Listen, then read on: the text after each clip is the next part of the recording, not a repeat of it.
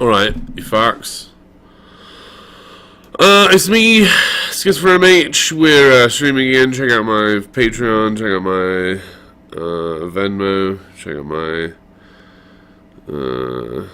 OnlyFans, check out my GoFundMe, check out my... Is that all? I gotta write them down. I have to do it from my memories and... You know... It like practically hurts. Anyway, check all that shit out. Buy some stickers. Buy a shirt or whatever.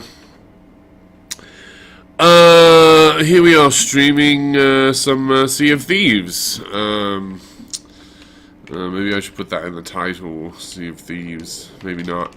Lots of things going on. Things to talk about from yesterday. I've done some changes on the mic. Check. Let me know. Let me know if I've got the fan off as well. So like that fan noise is gone because I fixed the mic. But I also attempted to adjust the settings of the mic such that it makes some sense, or it gets more betterer. We'll see. Let us know in the chat how the sound is. Not right now though, because no one's talking to us. I do have the fucking fan off, even though it's still 90 today, or 95, or 99, or whatever the fuck it is. Maybe I'll have to take my shirt off here. That would be embarrassing. But what else is going on from yesterday? I suppose, I've 2 days in a row that I've been streaming, I have gone back and watched it, and it's been like, the audio has been terrible, like... Hello? Alright, hold on. Hello there. Hey, what's up? Not too much, just chilling. Oh, me too. I'm still trying to figure out this Discord thing because I'm still sort of new to it. Same. I've been chilling on the server for a couple of weeks here and trying to figure out what it's all about. Well, it's basically, from what I see, just people arguing about what they believe or what they not believe, or different topics. Afghanistan, God, whatever the topic may be.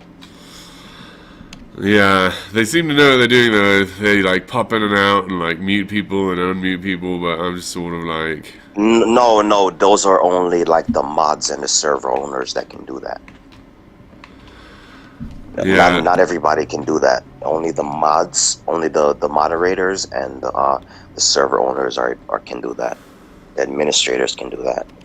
And the whole like culture here seems to be this weird sort of debate, like cult. It's very bizarre, the sets of rules that they have and what they get upset about and stuff. It's very sort of I don't know, like a small community here. How long has this server been active, do you know? It's been a while because I found it through a YouTube channel, and it's been around a little while. I don't know exactly how long. I just downloaded Discord about a week ago.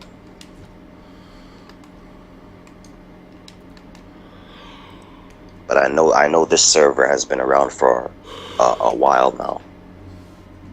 Yeah, they seem to be popping up and then shutting down. I'm not really sure the evolution of it all. What do you mean shutting? What do you mean shutting down? I don't understand. I don't know. Just like some get big, and then the ghost towns, and everybody's at other places. Like the people that are on server or some of these rooms here. I mean, they go to other servers as well. It's always like oh yeah, because people invite them. That's why you get invites. And so then lots of people are in some channels for a while, and then switches up after like a year. It's sort of like a different situation. Oh, Because there's So what politics. make Say again. What makes you saying? No, I was gonna say, what made you decide to go into the one-on-one chat? Well, I find those other larger rooms just sort of like about the theatre of it and the audience, and people aren't talking to each other; they're talking past each other and to the audience and things like that. Instead of trying to connect to their interlocutor, they're sort of trying to score points, and thought maybe that type of thing would be avoided down here. Yeah, I feel the exact same way. I like the smaller rooms. I don't like the large rooms. I like the smaller rooms. Yeah, you're absolutely right. Was there something specific you wanted to discuss? I don't have a lot of time, but if you want to discuss something, we could discuss something Well, real fast. I call myself Jesus Lied so that I can put one of my affirmations on the table, but I don't. That's not what. It doesn't have to drive the conversation. Well, whatever you wanna talk about. I don't know. I want to talk about, because I've been having conversations for a couple of days here. I want to talk about sort of whether if someone's here in bad faith, having a conversation in bad faith, whether I can communicate to them anyway. Like, there seems to be a type of person on this server that has defenses in place, and they're just sort of like trying to revamp their defenses such that they interrupt all arguments. And in the face of that, a person who is attempting not to engage with the arguments I'm making, is it still possible to say things that are beneficial to the conversation, or is it a waste of time all around? A sort of thing I've been wondering for the past couple of days. Well, I don't know. I listen to everybody I talk to. I don't like interrupting people. I like to let people finish their points. Uh, I've had some nice conversations with people the last couple of days. Even though we disagreed on topics, they let me finish speaking. I let them finish speaking. And it went nice. Those type of people who you described, I try to avoid those type of people. Because it's impossible, because literally it's impossible to get through to a doxastically closed sort of point of view, or just because it's easier. Like, what if we actually eventually have to talk to all people and convince all people? Is it going to be possible, or are there people that are unreachable by their own I choice? don't try to convince anybody. Why I don't not? I Why don't I don't you don't try to think convince people? because I don't think that arguments convince people of anything. What do you think is convincing? What convinces people? I think that the only way somebody will believe in something is if they want to believe in it. If somebody doesn't want to believe in something, no amount of argument is going to get them to believe in it. But can argument Because get them because to want to believe everybody, in it? an argument can maybe get them thinking more about it, but will it get them to believe in it? I don't think so. How then do I get someone to want to believe in something? Um, um, you got to find out what the deeper emotional problem is of why they don't want to believe in something. You got to find out what the problem is. Really, a lot of times there's like a deeper emotional problem, which is the reason why they don't want to believe in it. It has nothing. A lot of times it has nothing to do with the arguments. It's just certain emotional reasons why. So how do we address those kinds of things? Is there a conversation or a debate that can cut to the core Well, of that idea? it depends on who you're talking to. Yeah, some people are willing to reveal what they really feel like, and why they really feel it, and some people are deceptive. So it depends on who you're speaking to. When you get enough experience and you speak to different people, you're gonna realize the deceptive ones from the ones that are, open to being more honest, about what they believe. What sort of behaviors should I look for to determine between those two peoples? It's really hard to explain. It's more something that just comes with experience. You know, it's really hard to explain. It just comes with experience. You know, it's like the more you talk to people, the more experience you gain, and you're just gonna know.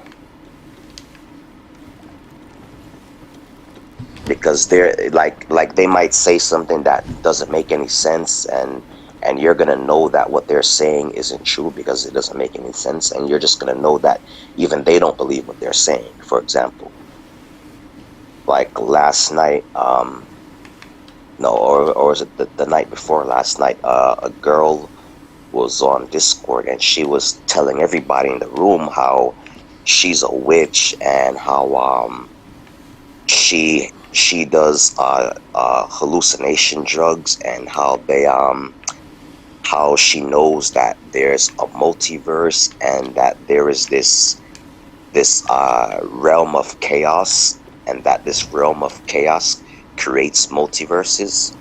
And when you start to question these people, you realize that even they don't believe what they're saying, because what they're saying makes absolutely no sense.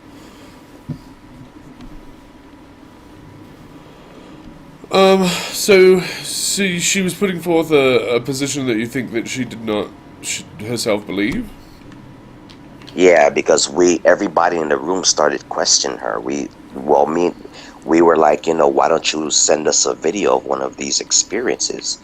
So then she was like, oh, I don't want to show my face.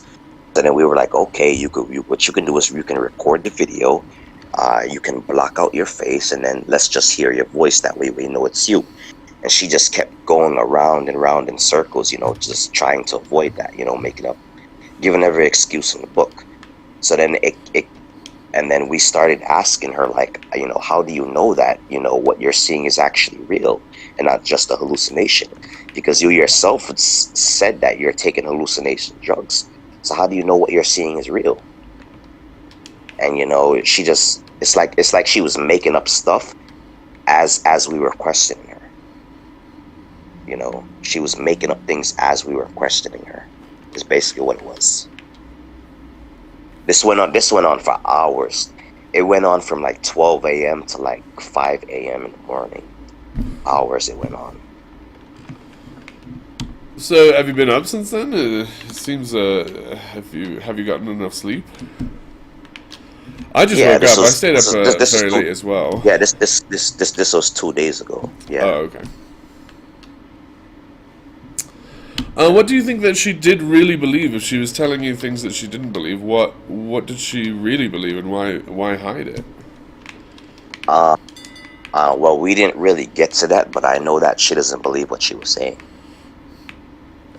What was her purpose in saying things that she didn't believe? I guess because the discussion was about God, and I guess we started questioning her. Even the atheists in the room, atheist, theist, everybody was questioning her about what she believed, and she just kept beating around the bush with everybody.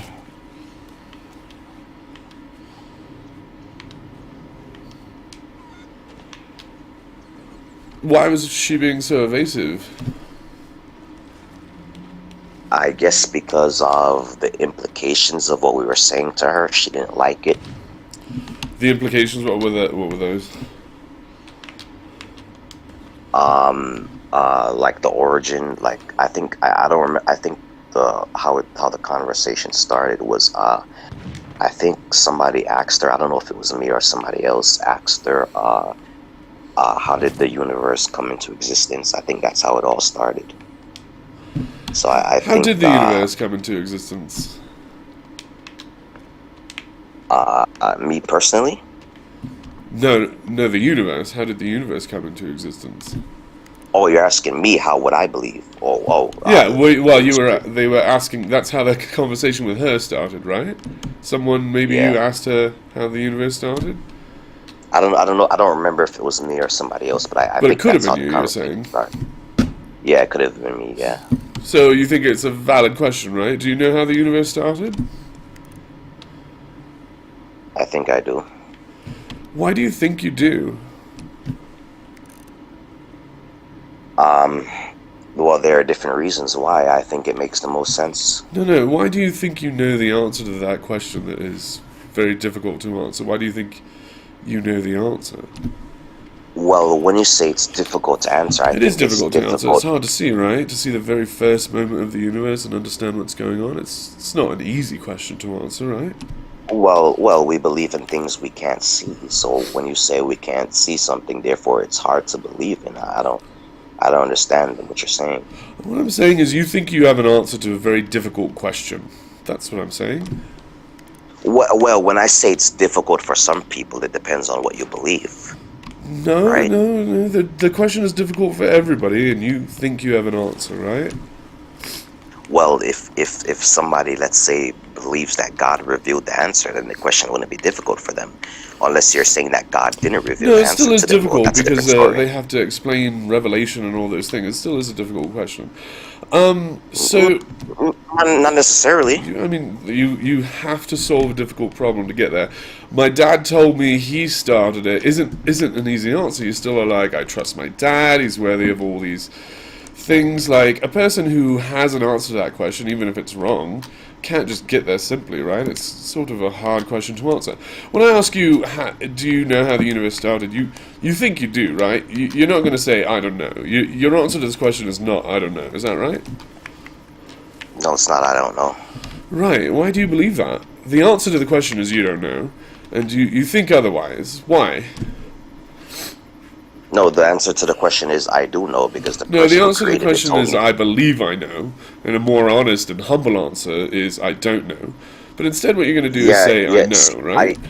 I'm not telling you what you believe. Please don't tell me what I believe. I'm not. I'm telling you that you're misspeaking. How do you, if you don't know, how do you know that I don't know? Because I know the question's unknowable. How do you know that? That's a really good question. We can talk about how we know anything. Let's start there. How do you know anything? No, but I asked you a question. How do you made the claim that Yeah.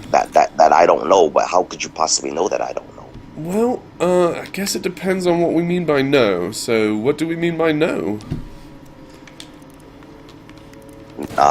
That I don't have knowledge. That I don't have knowledge of, Right. of a proposition. So, what was Right. knowledge to you? And is this a Just religious justify view true or belief. so is that philosophy or is that theology that we're talking? I don't know what you mean. That's why I'm asking you. I don't know. You're the one who said I don't know. So I'm asking you, what do you mean by that? What I mean is you're a very small person in the whole thing, and you thinking that you have the ability to answer that question, sort of. I is don't out of your range. I don't think I would have the ability unless God revealed it. Right, there you go. I don't think right. So when you say it's a difficult question, that's why I said it depends on who. No, If because your somebody is answer saying, entails a God and revelation. Your answer to the question entails two other questions. So you've made the question even more difficult to answer with your sort of but kicking it down the can. no, but when you say I don't know, what you're really saying is God hasn't revealed it to me. You realize that, right? No, you haven't understood what God has revealed to you, is what I'm saying. How could you possibly know that? Because you don't understand God. That's how I know that. And how do you know that? Because God told me. Oh, so you believe in God? It's hard not to, right? Okay, well, there's no argument for me then, since you believe in God. If you believe I in believe God, in then you the believe. God, but not your God. You believe in a false God. So what God do you believe in? I believe in the real God, the one that created all of reality. Which God is that? I don't understand what you mean by that. Does this God have a name? Well, how do No, you this know? God How doesn't do you have a know name. Why would this God have a name? Well, how do you know which God how do we know which God we're talking about? I mean, Because I did you just make up a told you God? which God I'm talking about. I'm talking about the God that created all of reality. Like, that's what I just But said. That's... who is this God? I don't understand what you mean. I just told you who this God is. You Like, literally, what do you mean? if you ask me, are you gonna cut me off, or are you gonna let me talk? I'm gonna do both. We're gonna talk over each Oh, other. Is that okay with you? no, Well, then I'm not go gonna talk away. over you. Well, then that's a choice you're Okay, making. you see, we in the beginning of the conversation, we talked about how we Yeah. can disagree and be respectful. You talked about how that's a So, thing that you determine whether or not a person's in good faith. Yeah, I asked you some questions and you sort of so said some you're stuff. admitting you're not in good faith. I mean, No, you're I'm just admitting somebody I over there. don't agree with your sort of definition of good faith. Oh, so it's not good. It's good faith to cut people off and talk over people. No, Is that what you're that's just saying? rude. It's got nothing to do with good faith. Rudeness has nothing to do with good faith. You're sort of conflating terms here. So is it a good thing to be rude? It's neither good nor bad. It's just rude. It's not good or bad. Right, it's just rude. What's the definition of rude? In this, over-talking people. That's our definition that we're working with. Is over talking someone a good thing or a bad thing? Nope, it isn't. It's just rude. Then do you think that somebody should get muted for talking over someone? No, I don't think so. Do you think someone should get muted for over-talking someone? Yes, I do. Why Because do you then how believe would the that? conversation? How would the conversation continue if That's somebody's a really not good question. constantly over Can I talking answer that someone? question? I'd love to answer that Yeah, question. go ahead. How can the conversation continue? Because that's what we care about, right? Continuing the conversation. That's Yeah, the value and here, you know, right? yeah, and hearing the other side, right? Yeah, hearing and understanding with an open mind the other side. That's the value here, yeah? Right. So if it's possible to overtalk each other and get that accomplished even faster, then it helps the conversation. And if it gets in the way, Well, it doesn't help the conversation because if you're talking over someone, they're not going to want to listen to you. well, that's them, isn't it? You're talking about what they want, right? I'm just talking about what they're capable of. We can both talk because we've got microphones and headphones, and we can talk to each other. We're not on a ham radio. But the conversation isn't going to go anywhere. It Because is you're going to go talking over anywhere, me and it's I'm going to talking go over twice you. as fast because we'll both be talking at the same time. When you're talking over me and I'm talking over you, we'll go there twice as fast. If we're talking at the same time, how are we going to hear each other? Because we have ears and a mouth, and so I'm going to use my ears and my mouth at the same time. Can you do that? No, but you said that you don't like the bigger rooms because people talk over each other. No, that's not what I telling me said. you like talking over people. No. So now you're contradicting yourself. No, I think you misunderstood what I meant with that other thing. I don't like the big rooms because conversations. Conversations happening here. Do you agree? You and I are connecting to each other with no reason to appeal to the audience at all, and we're just connecting to each other. And I'm telling you, I don't understand that over talking thing because you can keep talking right now and still listen to the things I say because you have a mouth and you have ears. All right, so he's gone.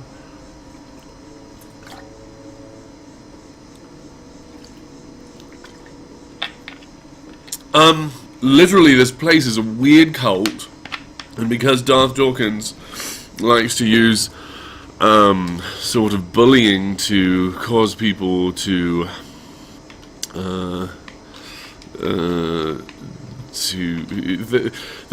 thing when people repeat themselves and they're like, no, I'm not going to let you. It's about the audience, and so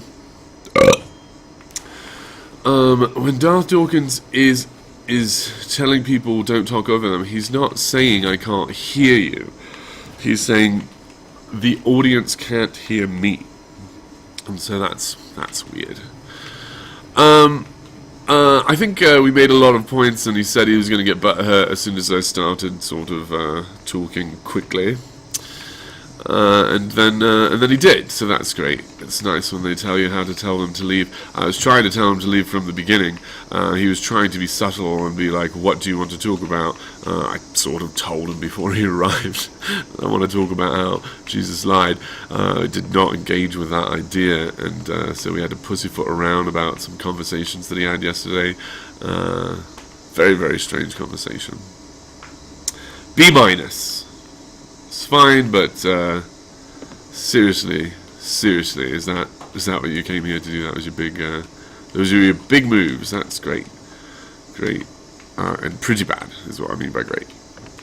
Going to, I can't really go AFK. I don't know how to make all of this audio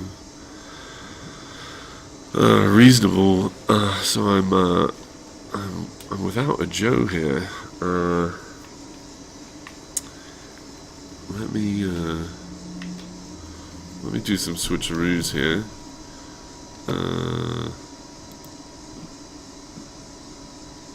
Let's disconnect this. I'll be back.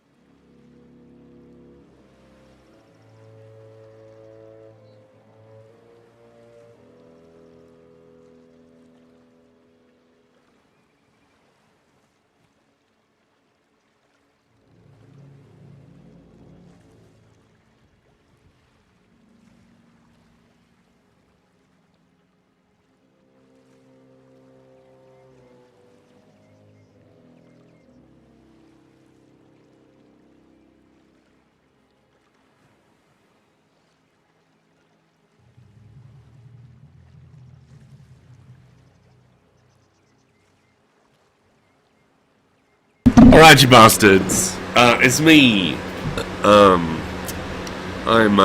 got the fan on now, so let me know if it's like way, way worse. Oh,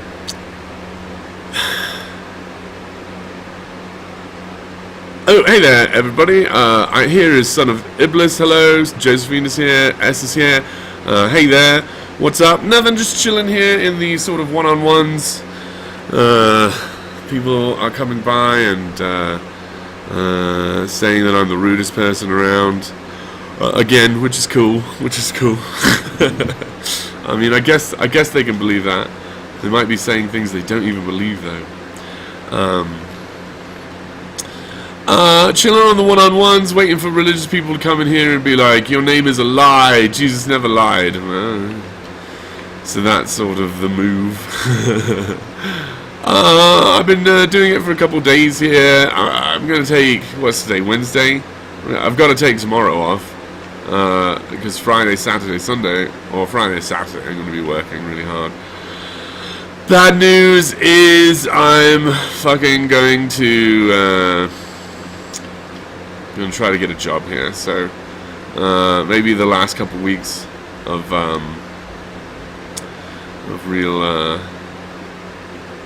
real content for a while. Last time I got a job, the content was so suppressed, so infrequent, that I really just was doing anything to keep the algorithm from hating me is really my only thought.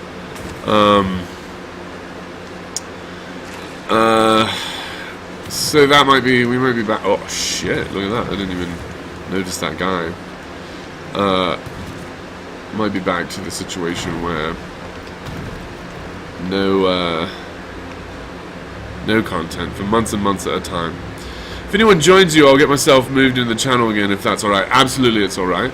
Absolutely, it's alright. Also, I can pop into this mini chat, and so we can chill and wait for somebody else to pop in if they would like to. Let me, yeah, I agree. I'll pop into that. Which I believe that I've done. Let me, oh, I died from that.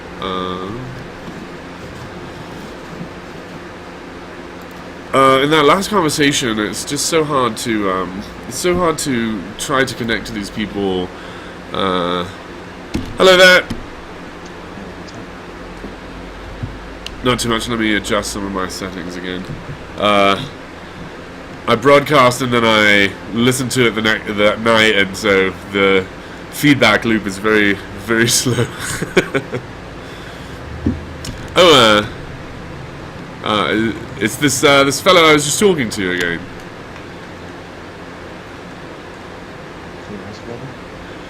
Is that right? We were just talking, S. Glubal?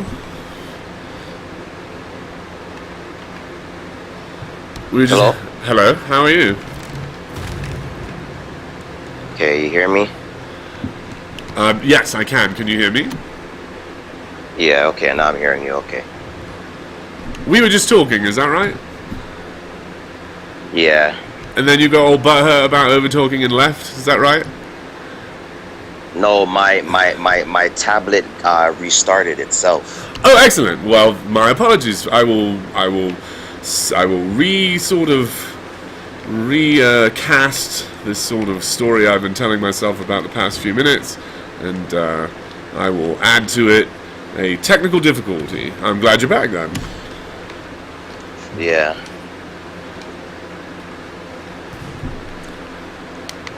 Well, what have you guys been talking about? Nothing. We just started talking. I was chilling alone for a while after you left. Oh, okay. But to catch Nocturnal up to what you and I have been talking about, I think that the over-talking rule is meant to serve as sort of the conversation. I think its intent is to cause people to not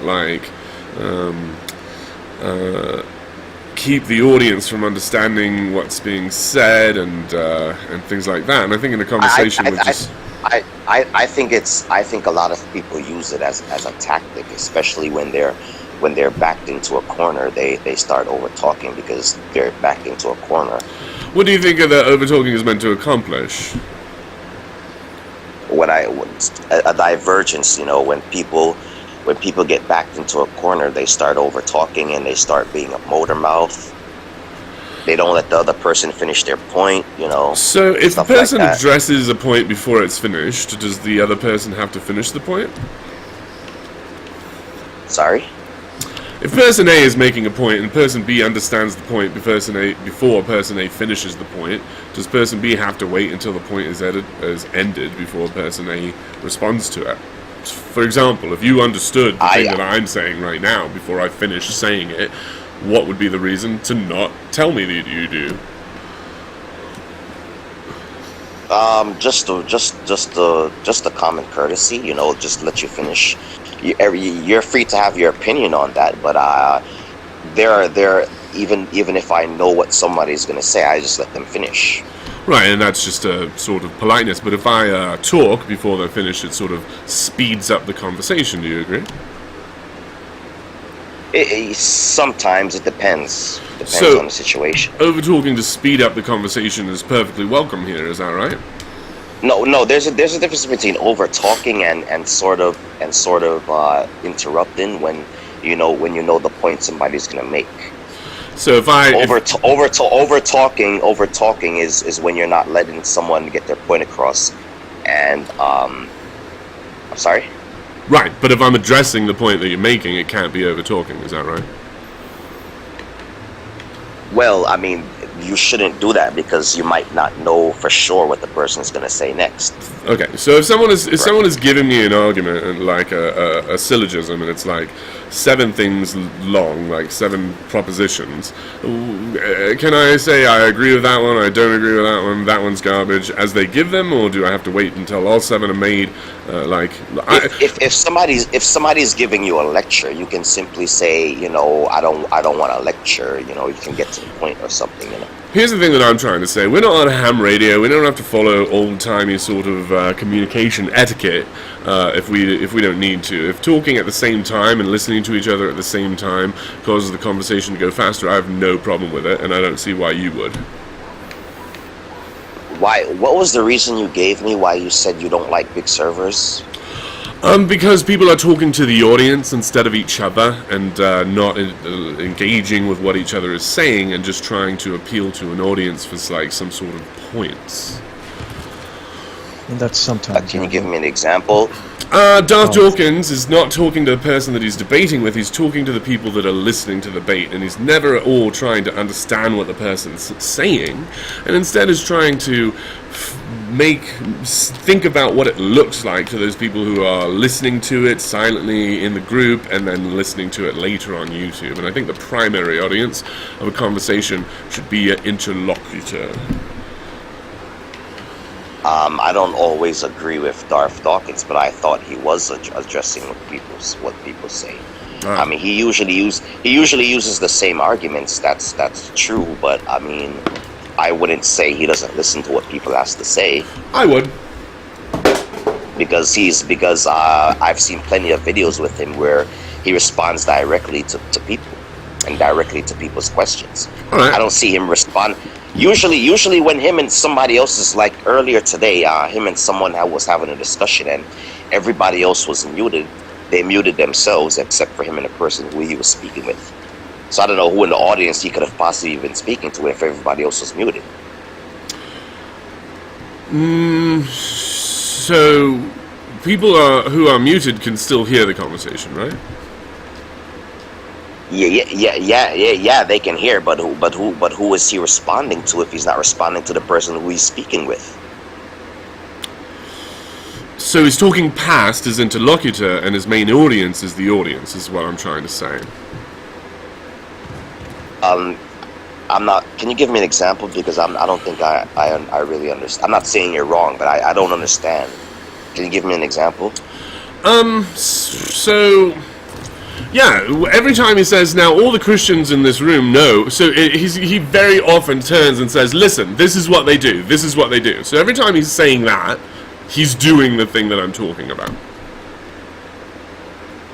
Yeah, he does do that, but he also has a conversation with the person who he's speaking with. Cool. Every time he's saying, this is what they do, this is what these dirty atheists do, he's involved in a bad faith conversation because he's talking to the audience and not his interlocutor. I don't disagree that he does say that, but what I'm saying is he also has a conversation with the person who he's speaking with. Otherwise, why would he say such a thing? For the audience. His entire thing is not about connecting in good faith with his interlocutor.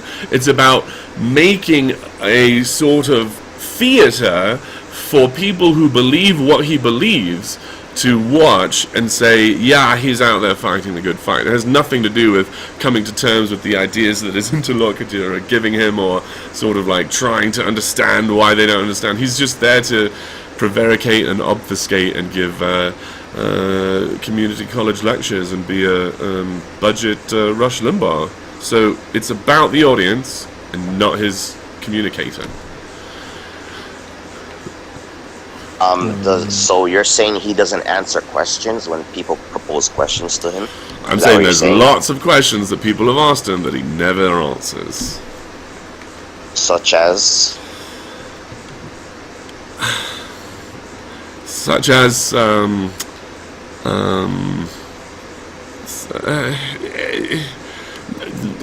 I didn't listen to his conversation today, so I have lots of long ago his conversations, so like, I try to avoid him because I don't like his way of talking, is what I'm saying. But everything that he says before he says...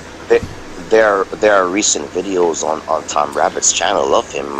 Can you show me where in one of those videos he's not answering questions and he's not having a conversation? I can, and I don't want to. I don't want to do the research for you. I just... are you saying that he doesn't? Are you saying he never does that? Every time someone asks him a question, he always answers it? Every time he says, I will be glad to answer it, but first answer my question, he's doing the thing that I'm accusing him of doing. Yeah, I mean, if it's a situation where the person first asked him a question and then he said that, then yeah, he would be wrong for that. And that happens a lot. I'm not disagreeing with you there, but what about a situation where he first asks someone a question and they're being evasive? Or they're responding with a question themselves, they're just being entirely evasive. Well, then it happens on both sides. It happens with theists, it happens with atheists. It just happens with human beings in general, because that's how human beings are. And so people on your side get a pass when they do it, and people not on your side are doing something problematic? I just said it happens with everybody, so I'm not giving anybody a pass. I said anybody. Seems like when Darth Dawkins does it, it's okay. No, I said there are times when he's wrong. I agreed with you that there are times he does it and he's wrong. Great. And there's times that he does it when he's right? What? And you're also saying that there's time when he does it when he's right. No, I said anyone who does that. Anyone who, if somebody asks you a question and you're being evasive, anytime someone does that, they're wrong. Anytime, whether it be a Christian. He asks a lot of loaded questions. So evasive is essentially his own assessment when people do not stick to a script. I don't know what you mean evasive. I mean, everybody who talks to him knows what type of questions they're going to get. That's what he. So if they feel that he asks loaded questions, then why are they trying to have a conversation with him in the first place? Everybody knows what type of. He always uses the same arguments, so everybody knows what they're going to get when they have a discussion with him. Mm-hmm. So why bother having a discussion with him in the first place? That's right. That I'm not having a discussion with him in the first place because he doesn't have good faith. For the theater of it. Not you. For the theater of it is the reason to have a conversation with Darth Dawkins, so that the clip can go on YouTube, because that's fun, I guess, for this weird cult here. I don't see why that would be fun, but okay. I mean, is that right? You don't see how it would be fun? Let me explain to you why theater is fun. So you get up, and then everybody's looking at you, and you realize that the moment is about you, and that it's your turn. You've seen people in this spot, and they've been having the special time, and now it's your time to have the special time. So your body starts to stir up these like chemicals, like adrenaline and dopamine, and they start rushing through your veins, and it feels good and exciting, and time seems to dilate in this weird, strange way, and then everything seems to change, and you're gonna give him the gratitude. If he's really looking for a theater, all you're doing is you're giving him the gratification.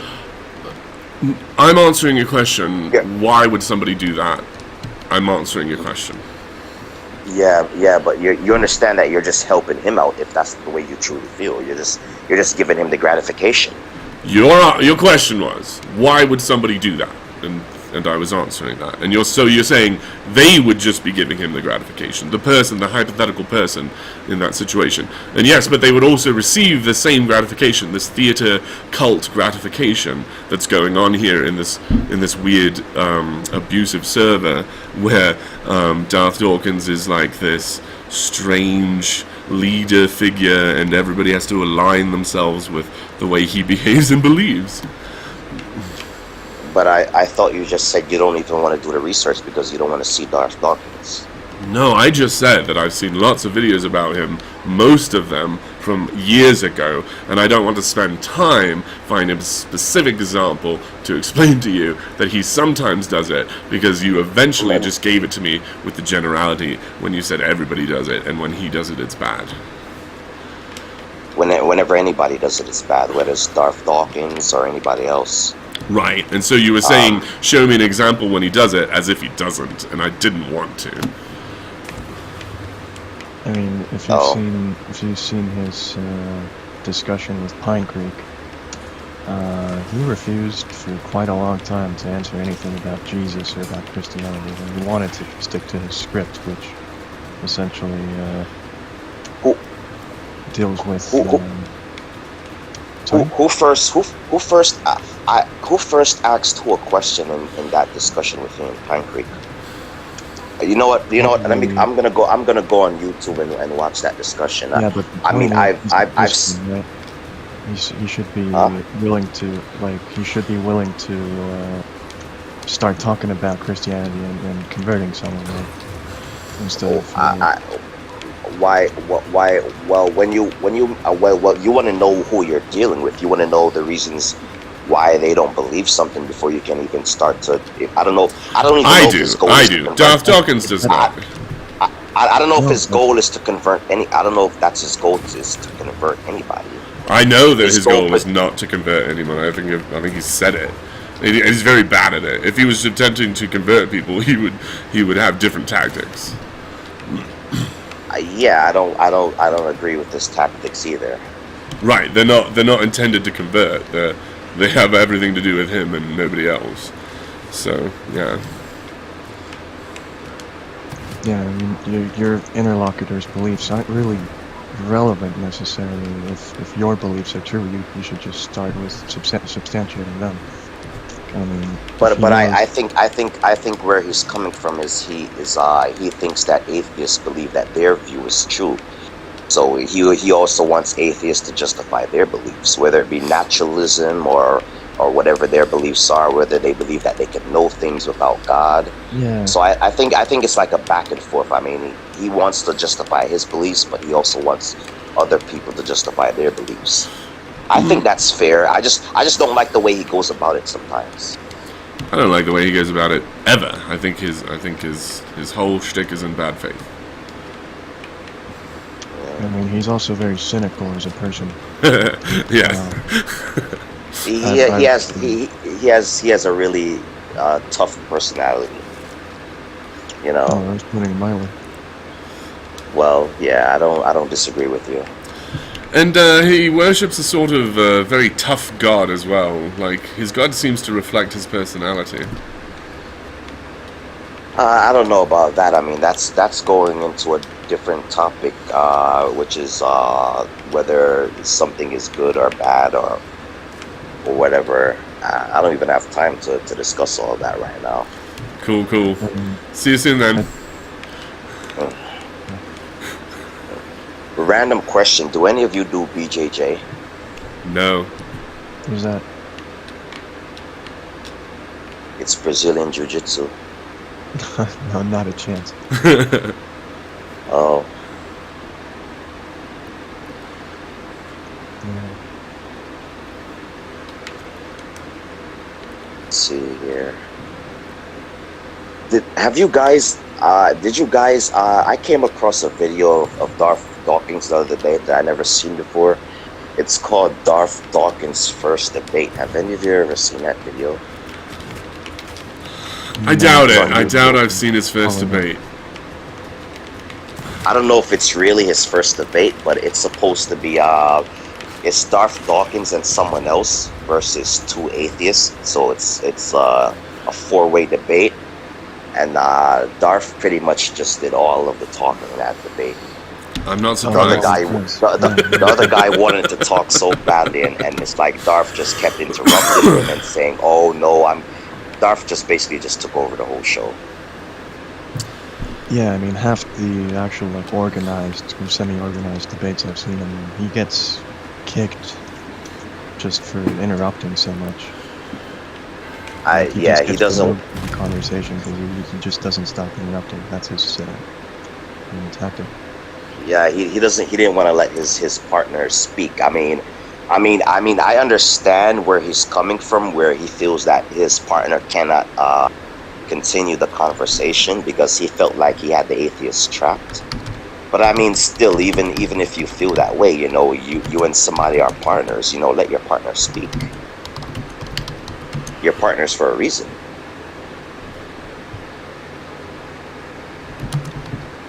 Yeah, if you type Garth Dawkins' first debate in YouTube, it's the first video that pops up. It's like from a video from like 4 years ago. I mean, he's been doing this thing a lot longer than that. I'm pretty sure I've seen like a 2015 or 2014 video as well. But he just wasn't called Garth Dawkins yet. He was called Duncan Atheism, I believe. Yeah, or EF, like Evolution False or something. Just stuff like Oh, yeah. Okay.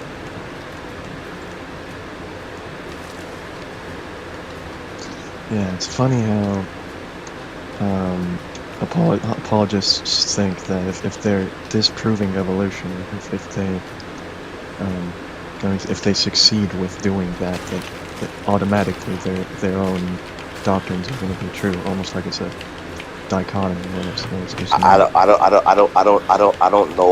don't know if there are theists who say if I disprove evolution, the Christian God exists, but I have heard theists say that if evolution is proven false, then creation must be true. I don't know if they mention a specific God when they use that argument, but they do say that if evolution is proven false, then God must be real. But the problem well, is then, I've also heard evolutionists themselves say that, like people like Richard Dawkins. I've heard people oh yeah, who, yeah, I kind of I've doubt heard, that. yeah, he did say that. I came across the quote. I could find it where he said that if evolution isn't true, then divine creation must be true. I guess that's the reason why he's so emotional about evolution. No, well then he's wrong. I mean, I don't think he said that, but if he did, he's wrong because it's not a dichotomy at all. You got all your work still ahead of you if evolution gets proven false. Then we just need to figure But out what the actual process was. But But when you say that, that's sort of question begging in favor of naturalism. no, it's not. It's just the fact that Are you saying that if evolution is false, there must be another natural explanation? there could be. I mean, the thing is, if you don't have an answer, then the answer is I don't know. It's not whatever you choose. Like, No, oh, no, no. That's not what I'm saying. I'm not saying. right. I'm saying that before evolution, the only other option was creation, right? I don't know Yeah, I don't well, know of any third option. that was the only satisfactory answer for people, but that doesn't mean it was Right, the right answer. right. This whole theist and atheist debate, it's about the natural and the supernatural, right? No, like a very sort of no. That's a way of changing the argument to something else and obfuscating what we're really talking about. And supernatural is a very Well, general term. I think when people mean supernatural, they mean something that is not that is capable of violating natural laws. That is not I don't know how to phrase it, like held down by natural laws. That is outside of nature, or they say that nature is the effect, and therefore supernatural is the cause of nature. Something like that. I think that's what they mean. Yeah, well, those types of explanations, supernatural explanations, are just like a fifth wheel kind of thing. It's just But inserted there for no reason. There's no evidence for any of that stuff, so it's well, just what evidence? What evidence would you expect to find for supernatural? Because it would have to be something that violates the laws of nature. Otherwise, it wouldn't be supernatural. It would just be natural. Sure, but I mean, if it manifests itself somehow in nature, then we should be able to detect it, right? What do you mean by manifest? In a way that we can demonstrate it. Yeah, but I don't. That's very vague. I mean, can you give me an example? No, because we don't have an example of anything supernatural. Then, how would you know that it hasn't manifested itself? Because we haven't been able to substantiate it. That's why there's no. But how could you say you haven't substantiated it when you don't even know what would substantiate it? You don't know what evidence is sufficient until it's. I'm not understanding. I mean, it's kind of like Matt Dillahunty says. It's like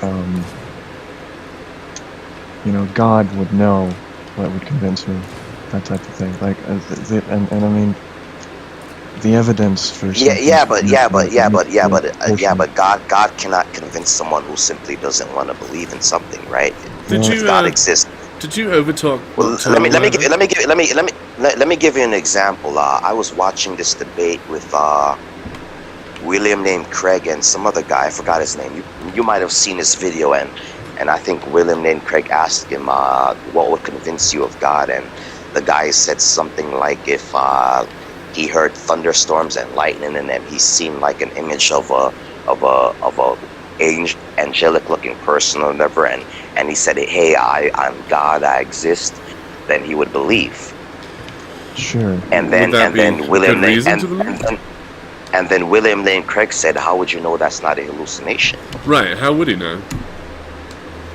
Right, he wouldn't know. So basically he's saying that his position is unfalsifiable, because even if God himself appeared to him, he wouldn't know. I mean, if there's a big, I don't know, hand of God or whatever that comes out of the sky in a specific area of the world, people have phones, they can film it. It's verifiable. Well, people film things all the time. People film ghosts. People film things all the time that you don't believe in. So when you say people film things, I mean people film the moon landing, and there are people who don't believe in the moon landing. Well, so it doesn't matter. It doesn't matter what you film. There's always gonna be people that are gonna disbelieve. I mean, it does matter if it's independent and it's dozens and dozens and dozens of pieces of evidence pointing in the same direction. I mean, I don't know what you mean by dozens of pieces of evidence, because you're saying that you're not even telling me what this evidence could even be. Besides a hand appearing in the sky, but then you could be hallucinating. So any evidence you see, you could be hallucinating. That's right. That's correct. So you have to be agnostic about that idea. Which means you're saying that you can't know anything. No. I can know some things. What can you know? I can know that I wonder what I know. How do you know that? Because it's self-evident to me.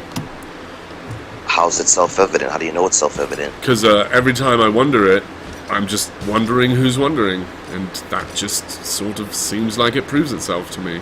That's what I mean by self-evident. But how do you know that? Because I can't not know it. I mean, how do you know you can't not know? Are you using your reasoning to tried as determine hard that? as I could to not know it. I've tried as hard as I could to doubt it, and then every single time I was doing it, I was doing it. How do you know you're trying? How do you know you're trying? You're trying. How do you know that? That's right. Something is happening to me, and that's the thing that I know, and I cannot doubt that. Let me give you an example. Sometimes I ask people how they know they exist, and they tell me about I think therefore I am, and I point out to them that you must first assume the law of non-contradiction is true in all places at all times before you can claim that you know you exist. Because if the law of non-contradiction doesn't hold in all times at all places, then you could exist and not exist at the same time. I think you're going backwards. I think you're taking the evidence. Which means you must first assume that the law of non-contradiction is true. That you can. True. We don't need to. Oh, so you can exist. You can exist and not exist at the same time. I don't know. well, if you don't know, then that means that you have no reason to believe you even exist. That's not true at all. I still have that thing where I'm still wondering whether all this stuff that's happening is real. Evidence is still presenting itself now. But you could to me. exist. But you could exist and not exist at the same time. Maybe. So you wondering could be the same as not existing. Could be, but I still am doing it. Right, so I still am existing and not existing. Right, I don't know. But you don't know what that. I do know I wonder if it's true. Look, it's not. But you don't know that. I do, because I just keep wondering. Listen.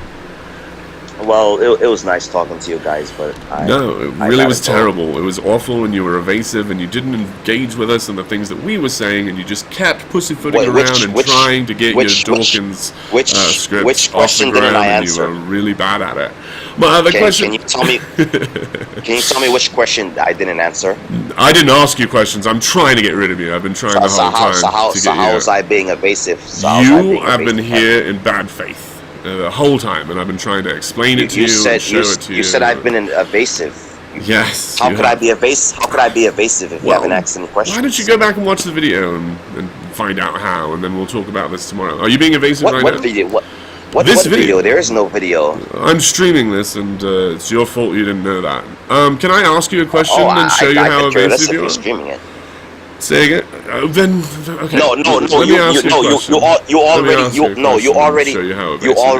already made the claim that I'm evasive. I asked you what question didn't I answer. You told me you didn't ask me questions. That's right. How is it I'm evasive?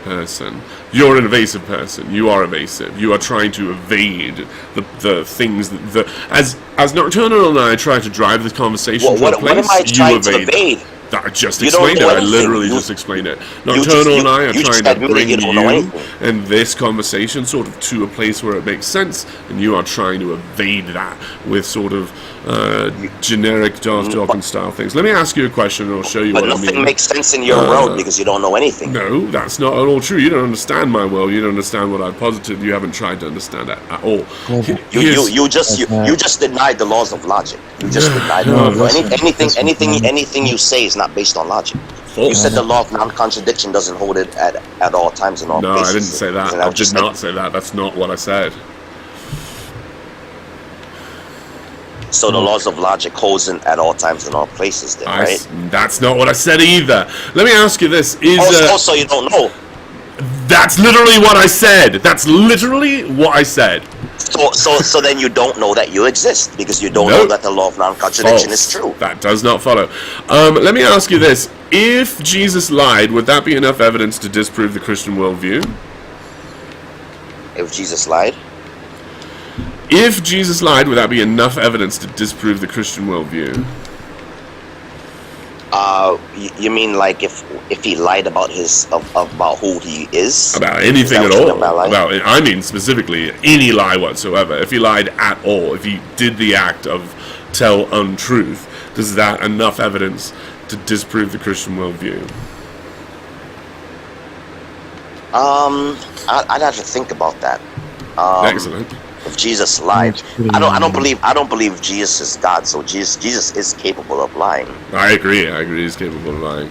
And I think it's a very controversial idea for Christians, but I think if I could prove to them that he lied, that should be enough to disprove the Christian worldview. Do you agree? No, I don't see how that follows, because Jesus could lie, because I don't believe he was God. Yeah, so you don't believe that, but you don't have the Christian worldview if you don't believe he was God. Well, no, because it depends on whether you believe in the Trinity or not. Some people believe in the Trinity. You're not a Christian. Why am I not a Christian? Because you don't believe the Christian worldview. Well, the Christian worldview simply says that Jesus is God's son. It doesn't say that he's God himself. You're wrong about that. You do not understand the Christian worldview.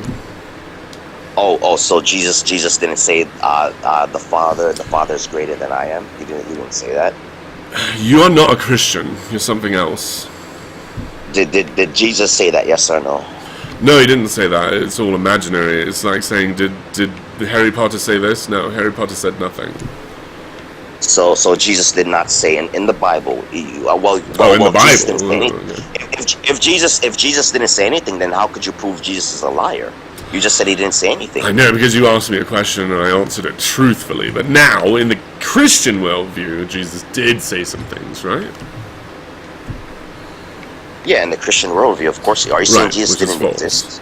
I am trying to tell you that Jesus didn't exist in his mythology, yes, but, you know, that's the true worldview, but we can look at this from the Christian worldview for a while to disprove it with its own worldview, which is, you know, a good exercise.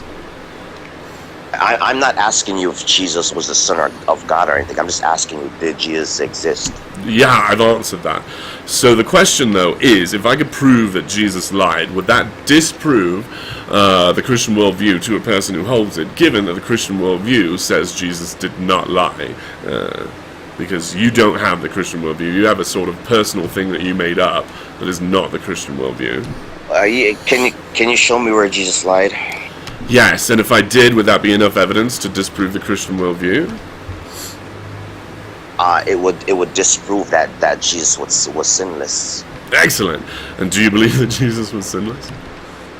Yes. Do Christians believe that Jesus was sinless? Yes. Is their worldview dependent on that idea? The salvation of through Jesus is depending on that. Yes.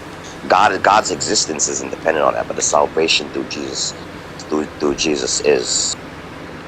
So if I could show you a Christian that Jesus said something that was not true, they should take that as evidence that the worldview that they've built over their life is misguided, and they should start over. Yeah.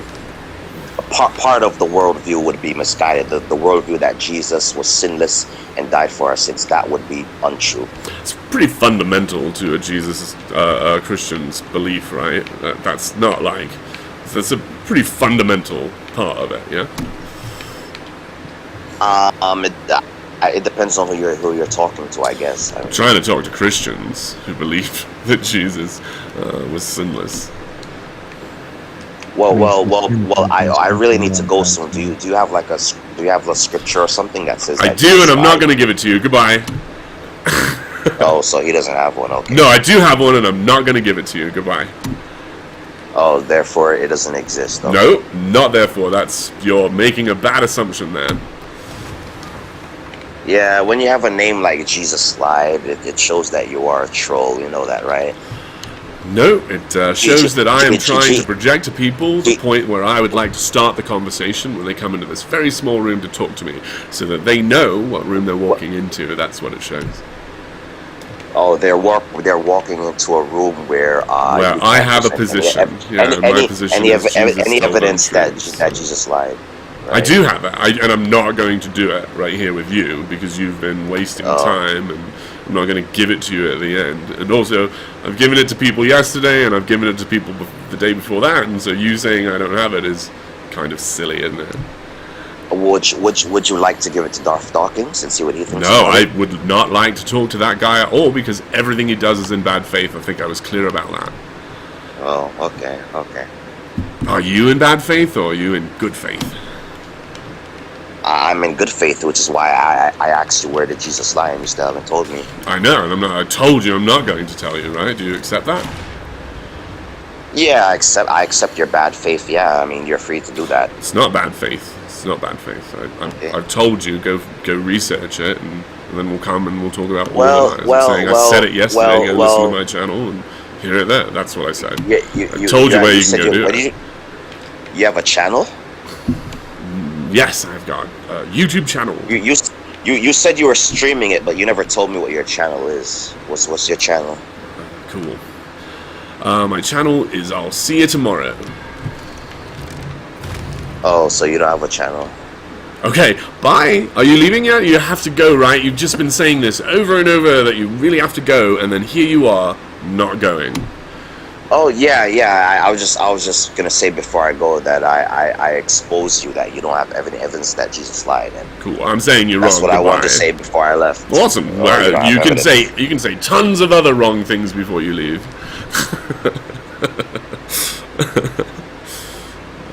Yeah. I think that's mildly fun. Yeah, I was trying to make a point probably like 4 or 5 times, but I wasn't able to. That's right, subtlety and everything. That guy's immune to it. Oh my gosh, that's just silliness. Yeah. Everyone's coming in with the exact same terrible argument. It's like, well, if you don't believe what I believe, you must believe this other thing. Like, no, that's whoever told you that is sort of lying to you.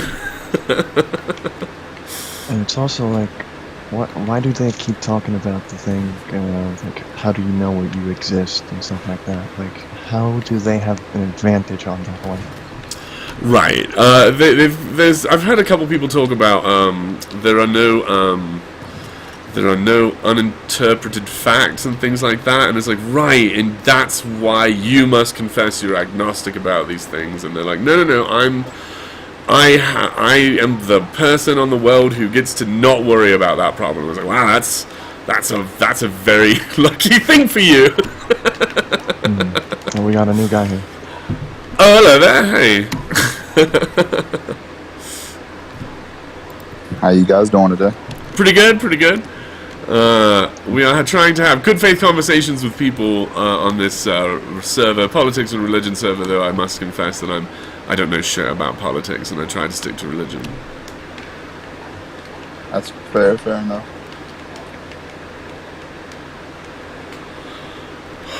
Do you think that if you find yourself in a bad faith conversation that there is still value to be had, or do you think it's wisest to escape a bad faith conversation immediately? In what context? In the context of Discord server conversations, or I think that everything could be open for debate.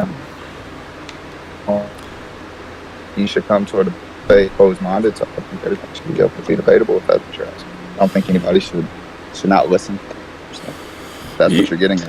Well, but what if you are having a conversation with someone and you notice that they're not listening? Is it wisest to escape the debate, or is there a way sort of around bad faith modes of communicating? I mean, that's just where people shut you out in a debate. There's nothing more you can do. I've been there, done that. Some people just don't want to accept what they've been told, so they just,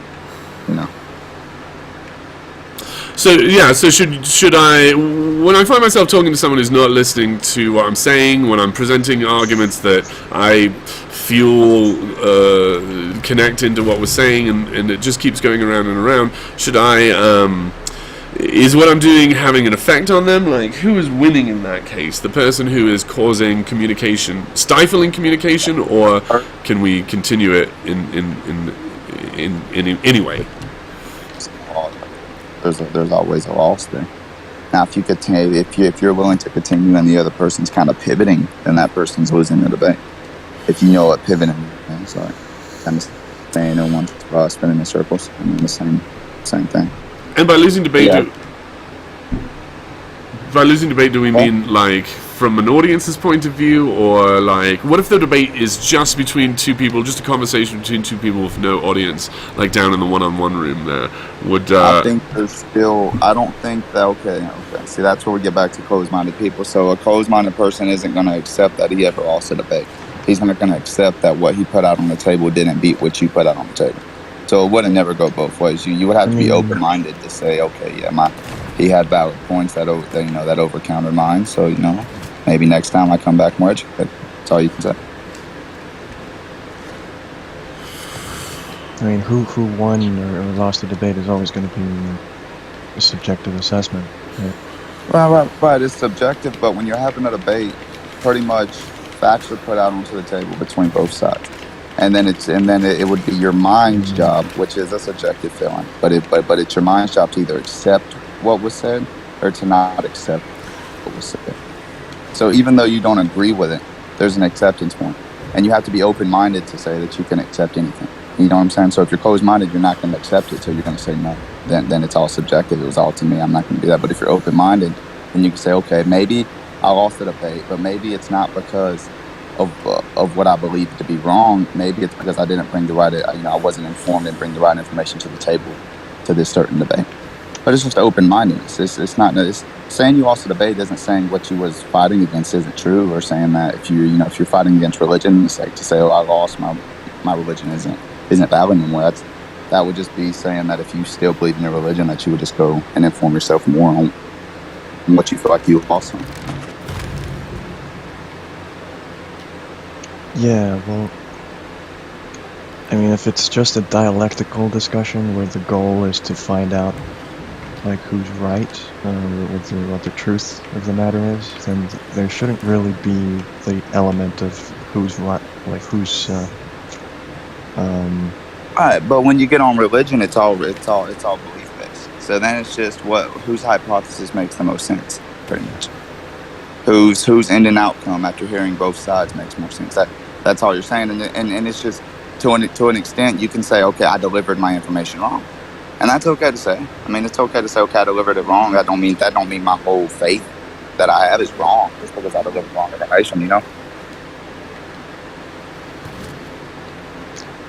Yeah, I'm just saying that, like, in a genuine kind of dialectical thing, there shouldn't be a win or lose kind of thing at all. Well, there is a winner or loser involved, but as I said, like, no matter if you feel like you win or lose, and that's why there is a winner loss debates. But see, in the group like this, nobody. Well, I'm not going to say nobody. Some people do. Like I'm open-minded as that thing. But some people are just closed-minded, and no debaters, like in the real world, that actually debate on platforms. They're not closed-minded individuals. So they get knowledge on both sides. They get knowledge everywhere. And if they lose, they lose.